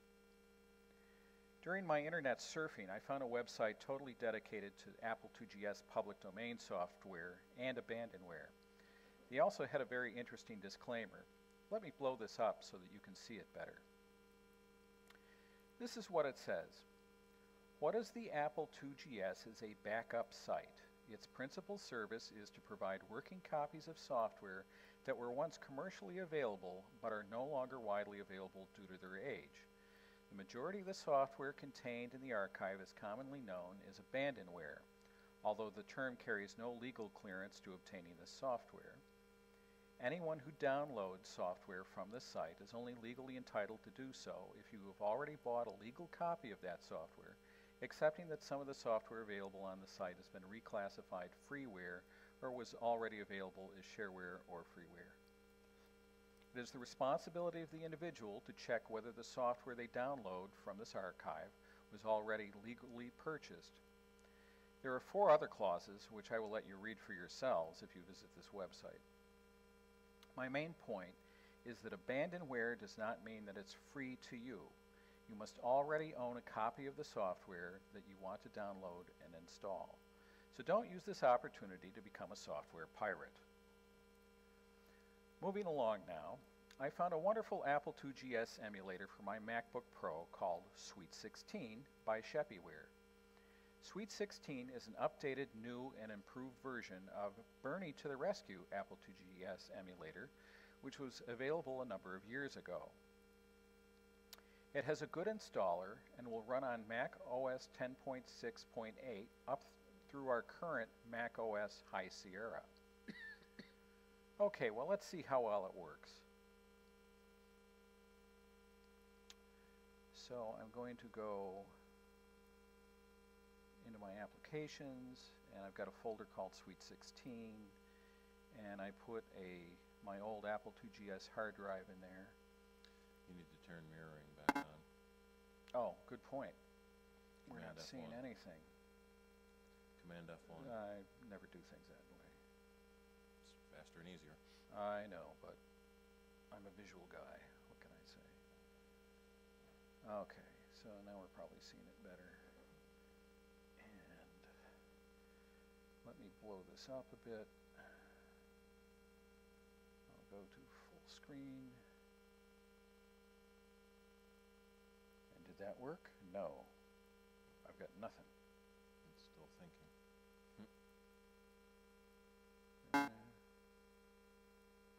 It's working. Audio is working, but no video. Okay, what happened here? That was very strange. Let me get out of Keynote.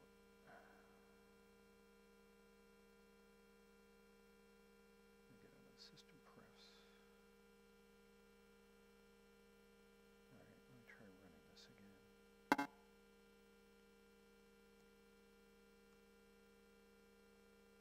Try just double size instead of full screen. All right, that's a good idea.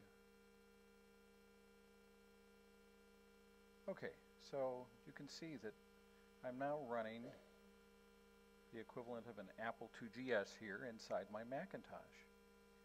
And if we go into something like SynthLab,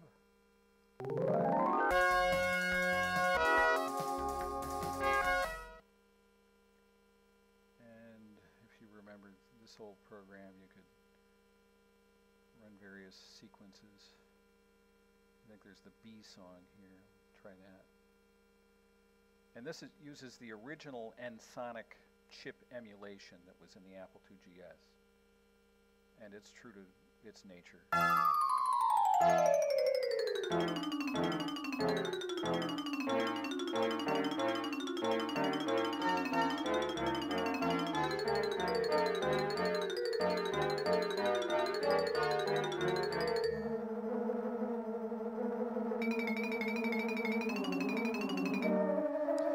carry a 16-bit sound.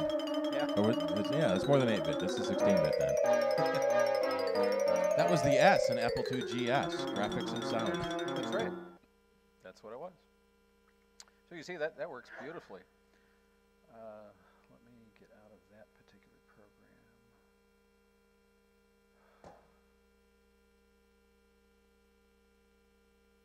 All right, and now we're back into. All right, let's see what else we can run here. I've got some applications. Oh, look, there's HyperCard. Let's see if HyperCard still runs. Yeah, it runs. Let's see if I can open a stack.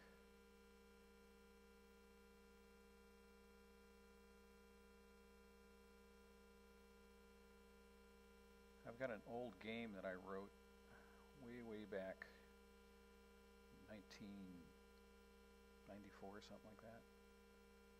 And so we'll just give it my name.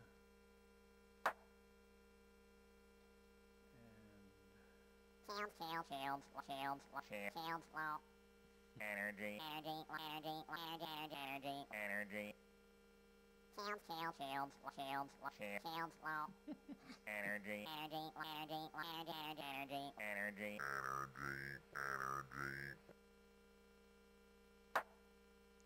And then you can start playing the game. Yes, I want to start a game. And it was a sci-fi game. And there was a background on it. And when you take off, you get some interesting sounds. And if you want to move your ship, give it a direction and a distance, and you move the ship.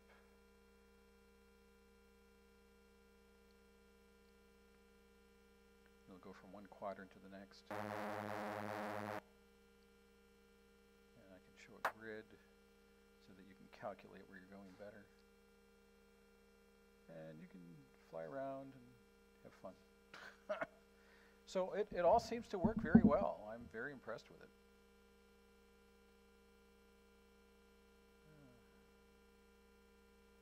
Well, that was the height of 1994 graphics, too. It was. Let's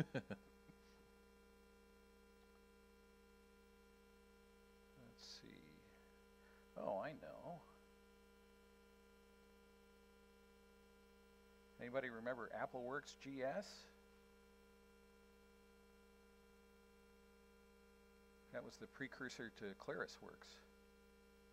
And you could go into that's not really it. What do I want new. So there's our word processor, right, from AppleWorks 2GS.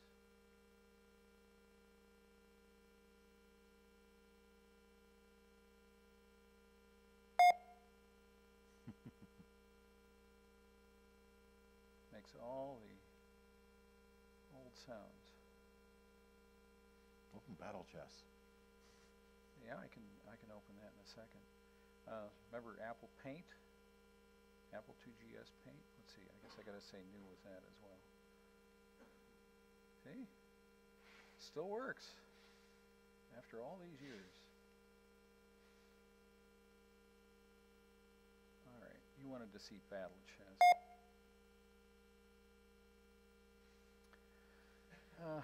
Let's see. Let's close that window and it's right behind it. Actually, I think I've got to get out of this and load it a different way. I've got to get out of Suite 16 entirely and get back in. I want to quit. You just crashed the computer. Well, it's all running in software now, so it doesn't matter. Battle Chess, there it is.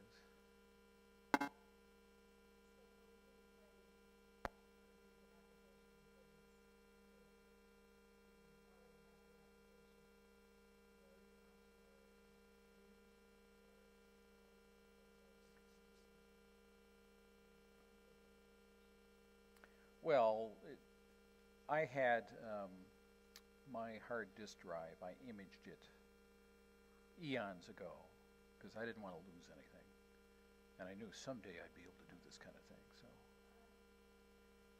But there are some websites that what was Where that, you can download GS it, archive site. So if you own the program back then, you can nebulously, legally download it now because you already bought it. That's right. So I will show that to you.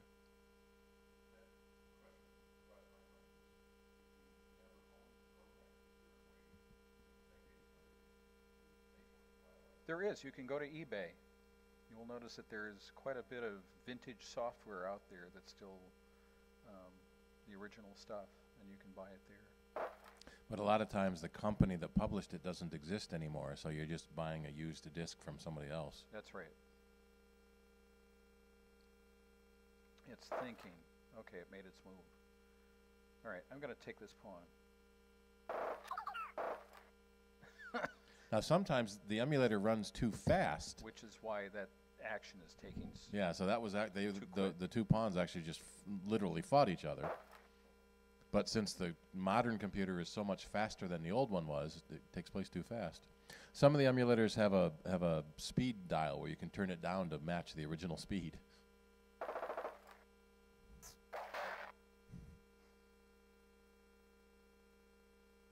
All right, it's thinking. It's probably going to take my queen.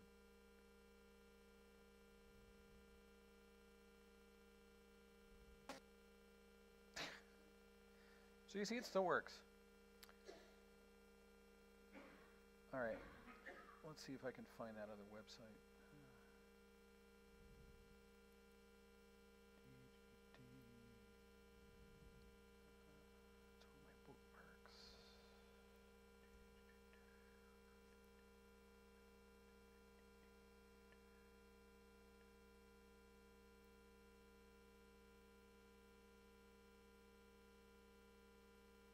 All right, there it is. What is the Apple II GS? And if I go under games and say, oh, I'm interested in simulation games, what do we got? See, there's this Omega Tank game that I own at home. There's a sub-battle game. That used to be one of my favorites. And you can, you know, as long as you own it, you can download it here and put it into the emulator. Alrighty, any questions? Okay, Steve, I guess I'll turn it over to you. Okay.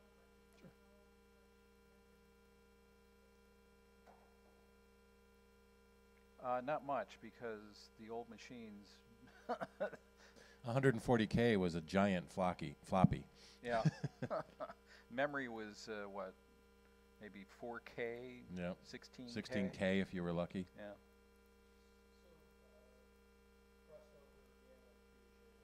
That's what I'm going to talk about.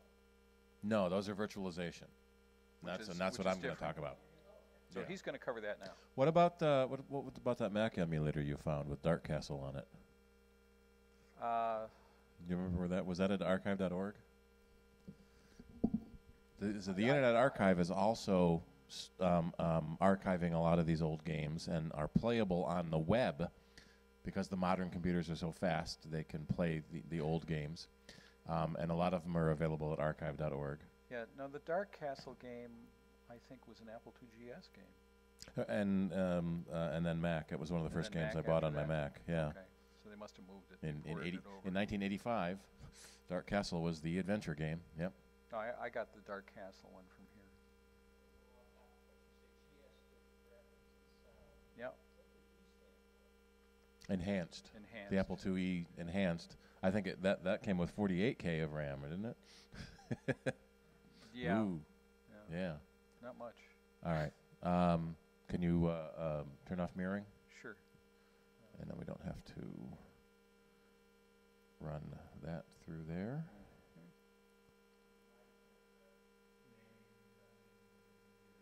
8.3. Okay. Mm-hmm. It had an 030 processor in it.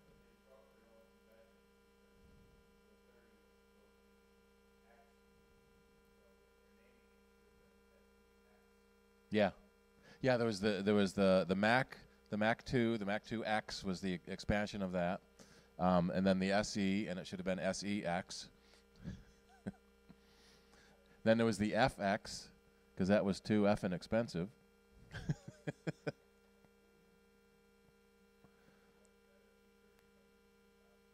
Yep.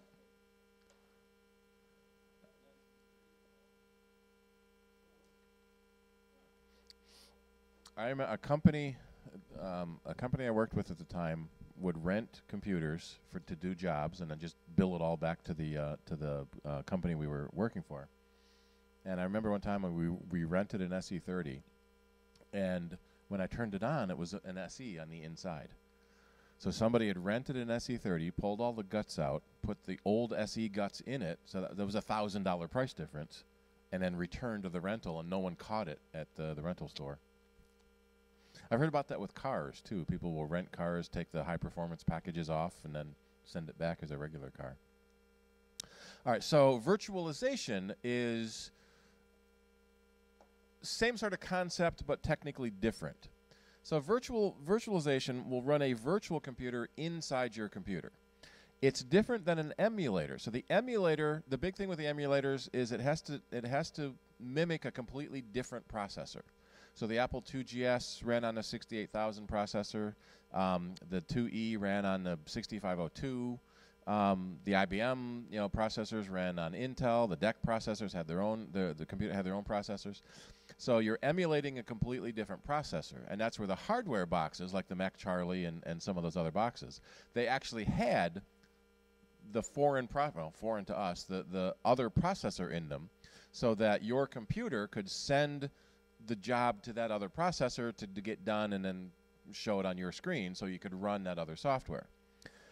When Apple switched to Intel processors on the Macintosh, it opened up the ability to do virtualization. Since we're running an Intel processor, we can run any software that requires an Intel processor without needing an emulator. One of the big, I even think I have a, so you want to run a different operating system. You want to isolate your operating system. Now maybe have a slide later. One of the disadvantages of an emulator is it runs a lot slower than the real computer. So in the early days of Mac with the PowerPC, there was a program called Soft Windows, which was a Windows emulator. And it would emulate the Intel processor and run your Windows software on your IBM PowerPC processor. The problem was it was really slow because it was emulating a completely different processor. Now that we're running Intel processors, it makes it a lot easier to run foreign operating systems. And there's 3 types of virtualization. There's a dual boot, where you break your hard drive into multiple pieces and load an OS on each piece. There's a virtual machine, where you run a machine inside your main machine. So your host computer is running different guest operating systems.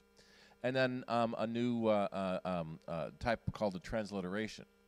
Now, what we see, virtual machines are getting really common in high-end server farms, where you have a giant computer with tons of RAM and tons of processor, and it itself doesn't really have an OS on it. There's something called the hypervisor, and it says, let's run a Windows environment here. Let's run another one here. So this client needs Windows 98, we'll run it here. This client needs Windows XP, we'll run it here. Another client might want an Apache server running BSD, so that'll run here. So all of the different operating systems will run virtually on this main hardware. And so it makes server farms a little easier to manage because you don't have to have a Windows computer running stuff. It can be a computer that one instance runs Windows, one instance runs Linux, one instance runs Unix, and it makes it a lot easier to work. For our purposes, what's common, and I forgot to change the video. Hang on just a second.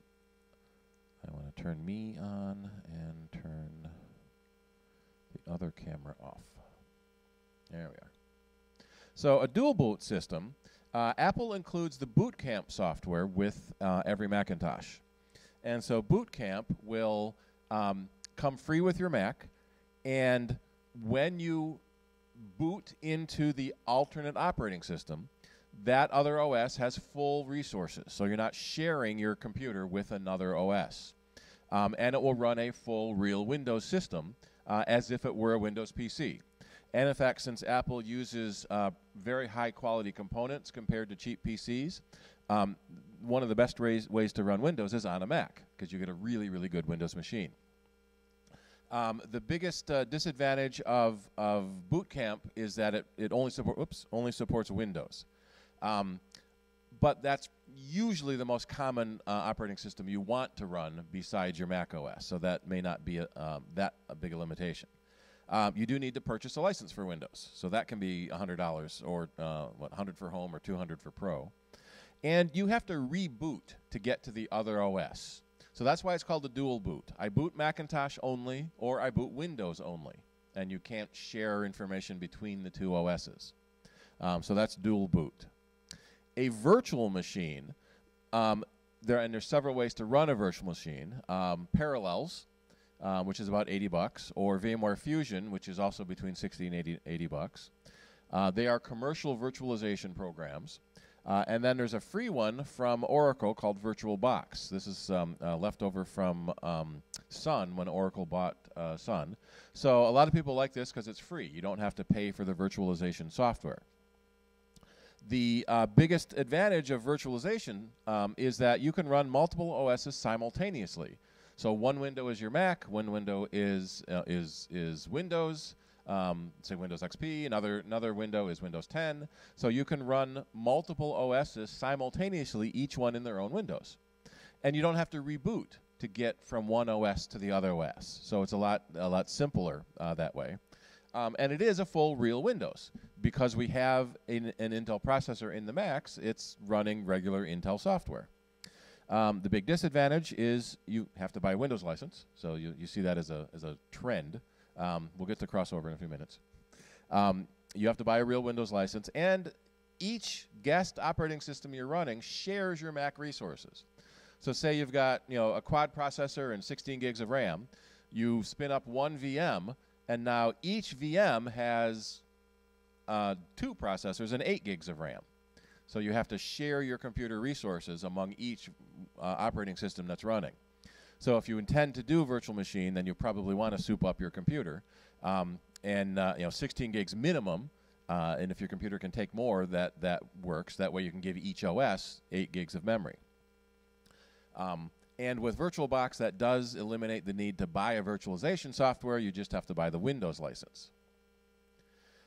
Transliteration is an interesting new topic, and there are transliteration programs. There's one called Wine, which is free, and it's what's the word I use? Wine is not an emulator. So the acronym is not an acronym. Wine is not an emulator. And there is Crossover. That's an old picture. Crossover from a company called Codeweavers, which is about $60 to $80. One of the biggest advantages of transliteration is you don't have to buy a Windows license.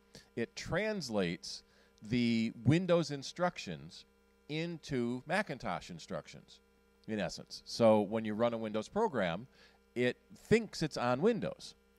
So it's a lot less expensive. You don't need to buy a VM program, and you don't need to buy a Windows license. So, using Wine, it can be free to run another OS.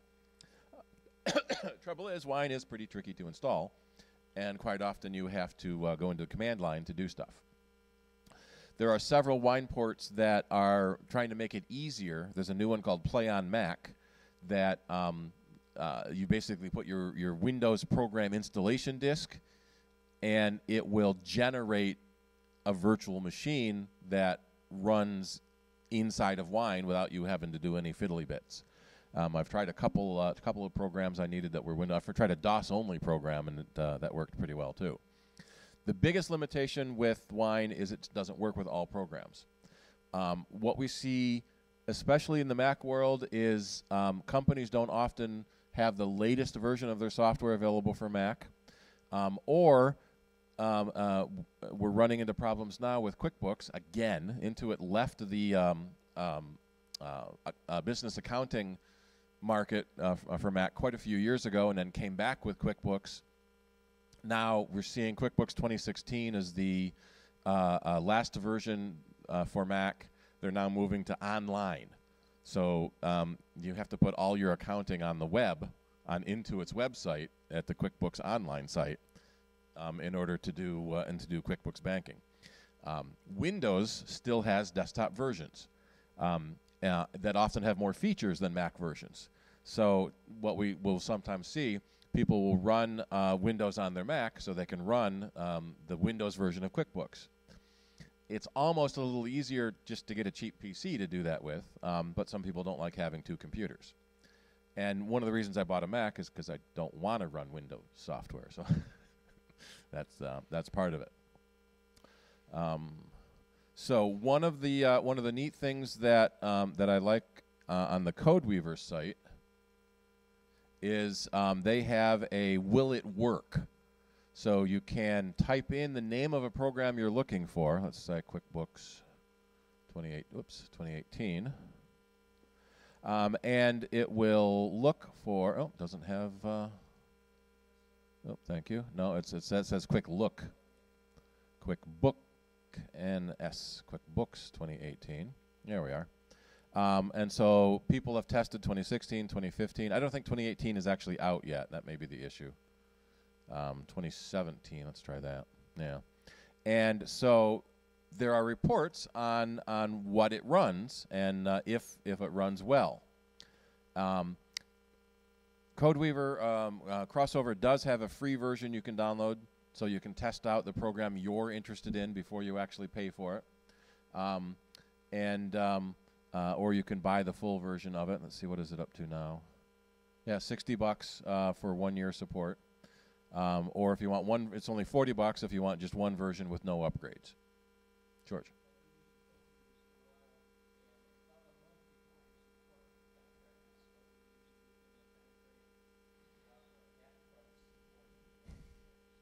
So that's good.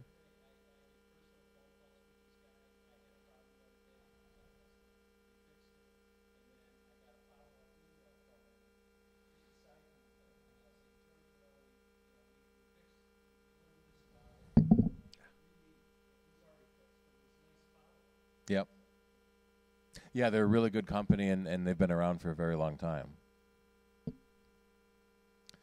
All right, and so let me get into my applications folder, and, well, just to begin with, so I have a boot camp partition here, and so here is full Windows running in a partition on the hard drive. So if I want, if I want to, I can go to my system preferences, and we'll go to my startup disk, and I can say boot Windows. And the computer will reboot, and it will be a Windows 10 PC. And Windows doesn't know it's running on a Mac, doesn't care it's running on a Mac. It's an Intel processor with Windows stuff on it. But as I mentioned, the disadvantage, you have to reboot back and forth every time. If you're going to play games or run sort of a high-end, 3D modeling or CAD type program, you probably do want to use Boot Camp because you do get the full resources of your computer in order to get the program running in the virtualization. There is also, where is my VirtualBox? So VirtualBox I kind of like because you don't have to pay. Okay, I know. And there's a new version. VirtualBox gets updated very frequently. So every time I launch it, there's a new version. I'm going to, I'm going to ignore that for now. And so I have a Windows 10 virtual machine. I've given it 2 gigs of RAM and a 32 gig hard drive because I don't want it to use up all my Mac resources while it's running virtually. One of the nice things about a virtual hard drive is you tell it the maximum size you want it to be. So in this case, I made it 32 gigs. But it won't use that space on my Mac hard drive. It only uses the space it needs. So I think it's only like 20 gigs with Windows running.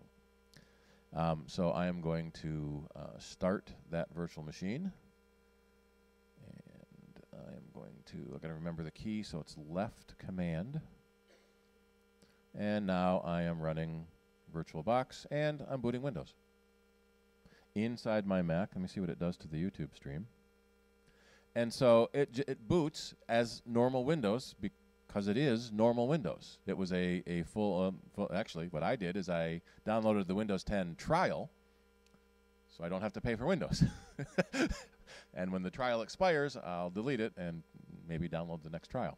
I don't use it enough to justify paying for it. Crap. What is my PIN? I don't remember. So we'll see if I can log in. Now, since it is running virtually while the rest of the Mac software is running, it's a little bit slower. And I'm in. That was my PIN. Now, it sees I'm connected to a network. Let's say no. And here we are, just running Windows. Microsoft OneDrive. So half of running Windows is putting up with all the Microsoft ads for more Microsoft products. So I can bring up Windows Calculator, and here's my calculator. And let me see, which network am I connected to? This one. No, I want to connect to the CIDR network. So you are running a completely different operating system. So you have to connect into everything like you normally would. And I want to open my network, and I want to join the CIDR net, not the East High net. And we can open Edge. I can ask Cortana things when we're connected to the network. So everything runs a little bit slower. And in this specific case, it's running a lot slower because I've got the video streamer and the recording and audio and all that stuff running. So a lot of times it's usable for regular software. Generally, you wouldn't want to play a game, first-person shooters. Board games and strategy games would probably work fine. So I'm running Edge.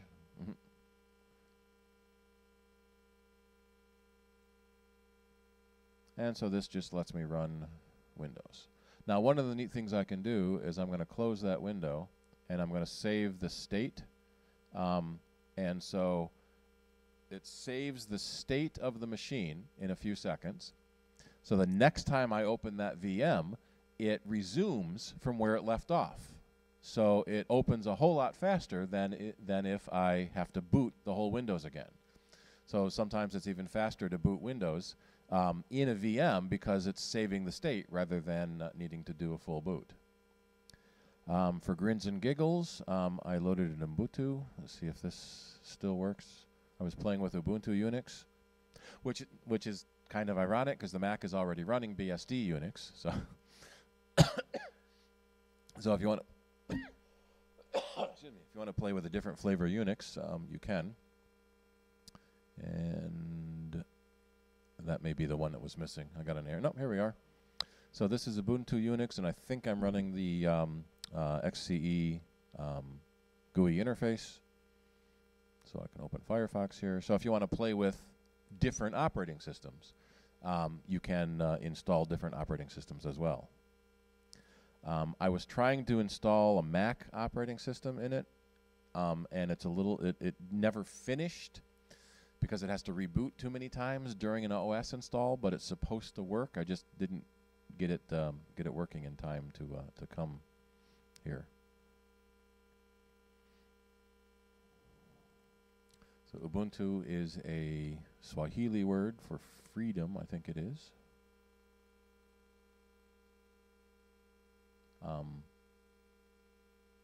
And it's one of the more common Unix variants. So people that don't want to pay for Windows license or use a Macintosh can run Ubuntu. So I'm going to close that and save that machine state.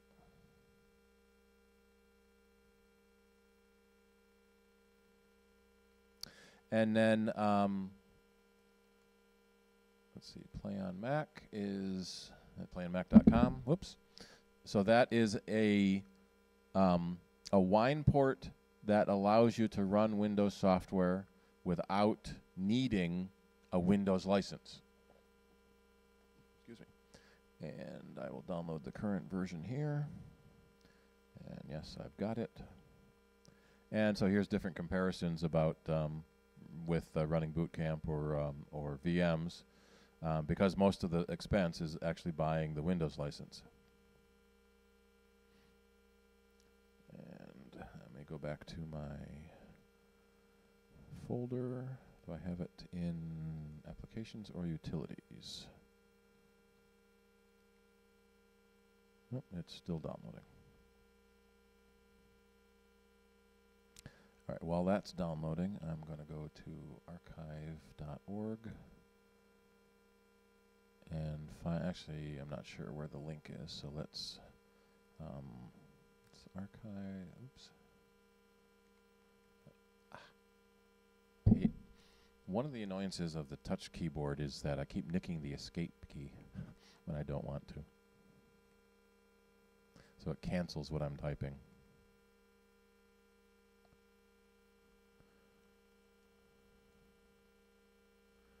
So we'll run at archive.org, has a bunch of Mac games. There we go, Software Library Mac.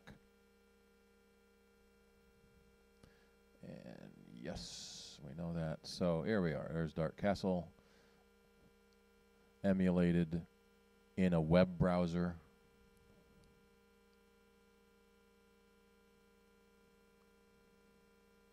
Oop, it's got to load the ROM images.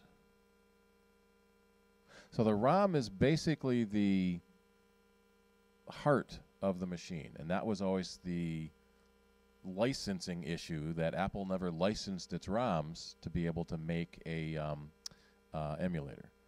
And so people have tried to figure out how to find ROMs and copy the ROMs, and this worked the last time I tried it.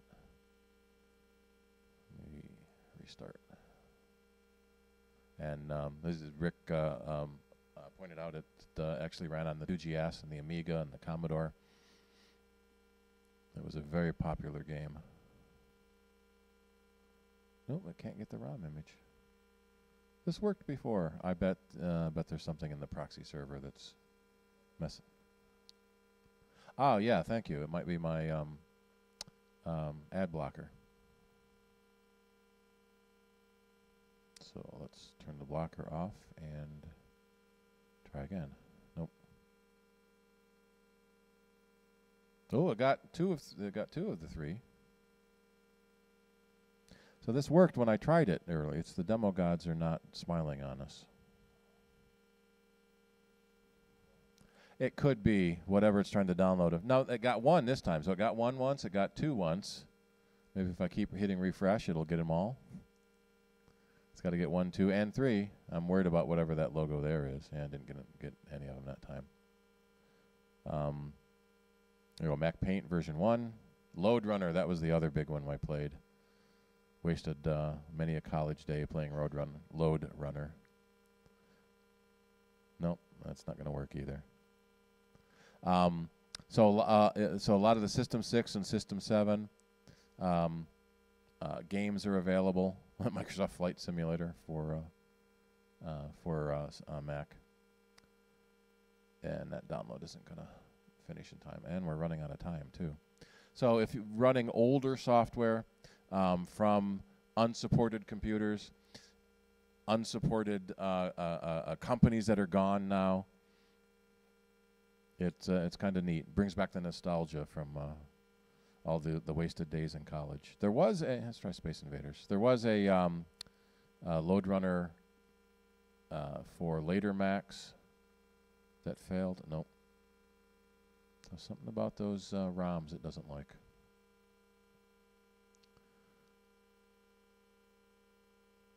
So let's say just software library and see what we get. Yeah, so there's also old DOS games. Oh, Oregon Trail. I remember Oregon Trail. That was a very popular educational game back in the day. Card game. Prince of Persia. That was a good one.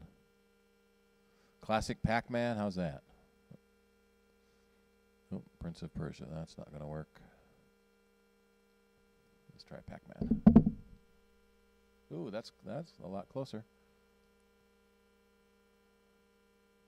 Come on. Yes, that one worked. So this is the Atari version. let's see, press 1. One-player game is F1. Two-player game, okay. Spacebar.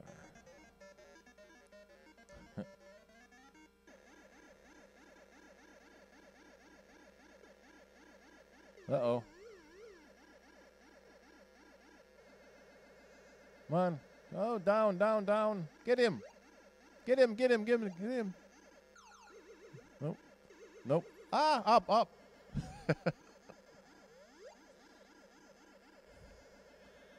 And that's enough. Yeah.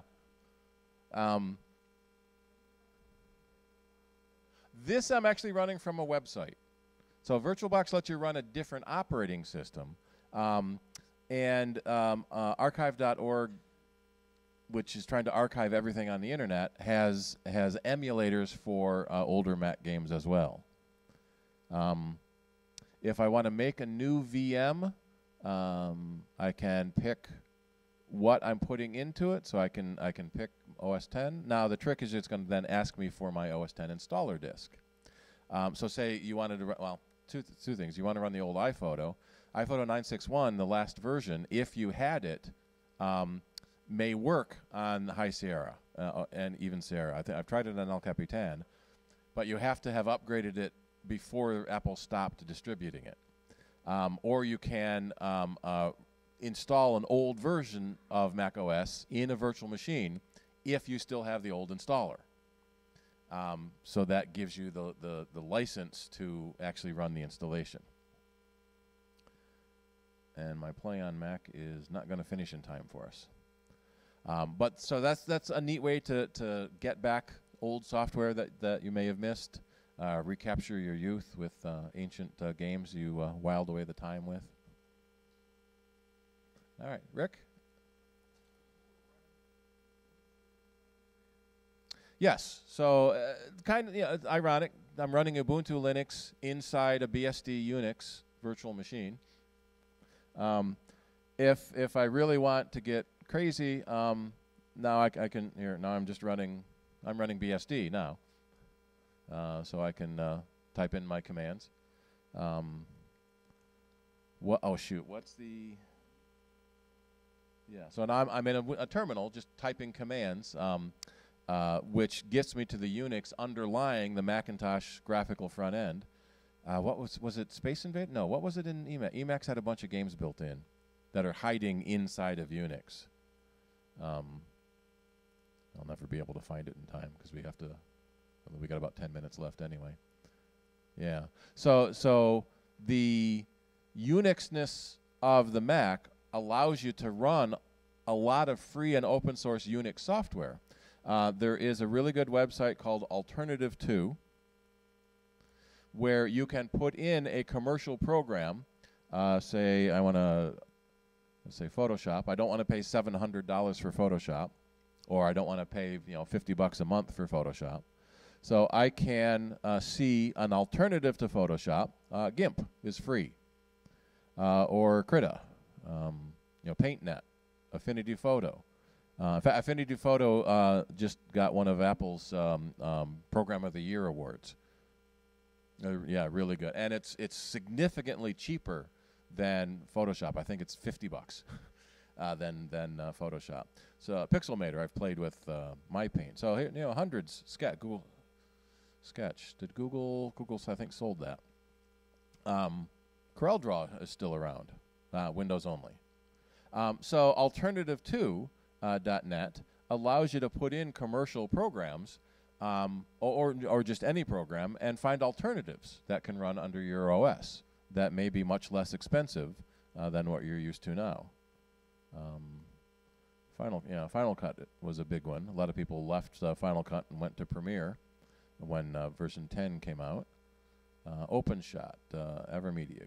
Some of these I've never heard of. Adobe Premiere is the other behemoth. Pardon? Lightroom? Let's see. Yeah, Adobe's upset everyone with the Lightroom CC is radically different and geared toward cloud-only editing. So they rapidly came out with Lightroom Classic that worked like the old version did. Darktable. Raw Therapy. Affinity Photo again. Digicam. Polar. Not Polar. Polar. Shotwell. Light Zone. Capture One. So we're Photoshop Express. Adobe does have their cheaper versions available. Apple Photos. So you can almost always find an alternative to either expensive or no longer available software. So between everything I'm running here, I've got like 5 operating systems and 6 virtual machines. George? Bottles are part of wine. Yeah. So Crossover is basically a commercial version of wine that gives you an installer and just makes everything work. You could do everything you wanted.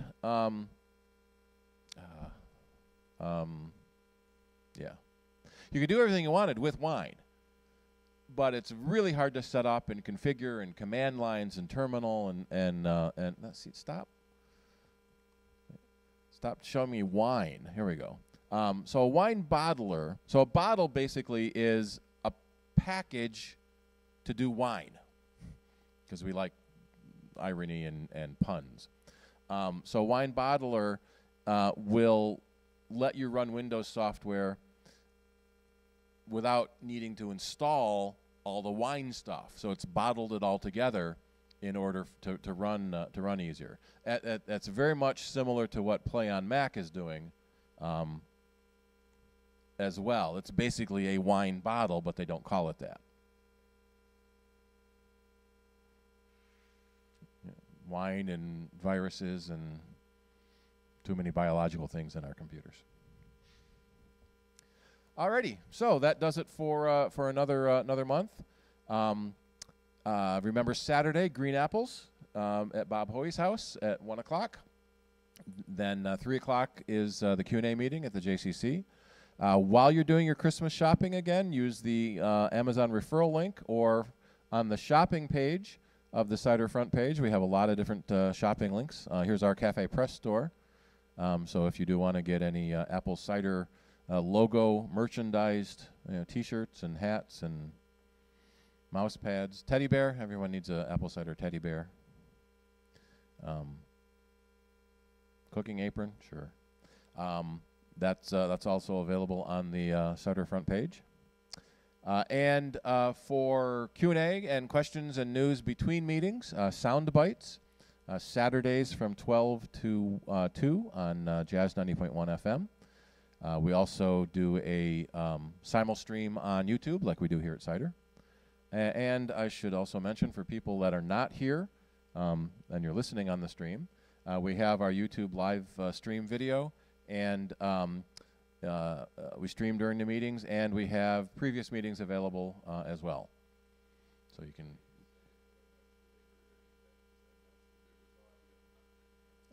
I thought I was getting it. Yeah, that's the end of the show. End of the show. Here's show. Yeah, I'm getting mixing into the feed. Yeah. Maybe let me put this in and see what I get. Yep, I'm still hearing me. There's like a 10-second delay between live and the internet in my ear, so I can't leave that in my ear. And all right, we'll see you all next month. And what is our tentative meeting next month? Is Sherry Wood with InDesign. So you can use it to make books and magazines and desktop publishing in the olden terminology. All right, thanks everyone for coming.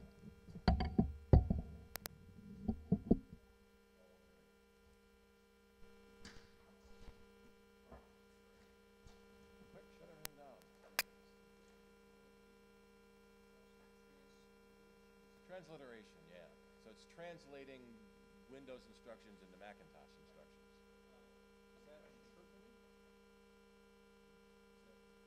Probably. I don't think it compiles it ahead of time. It's interpreting it. Yeah. But the Mac is fast enough so that you don't notice. Yeah.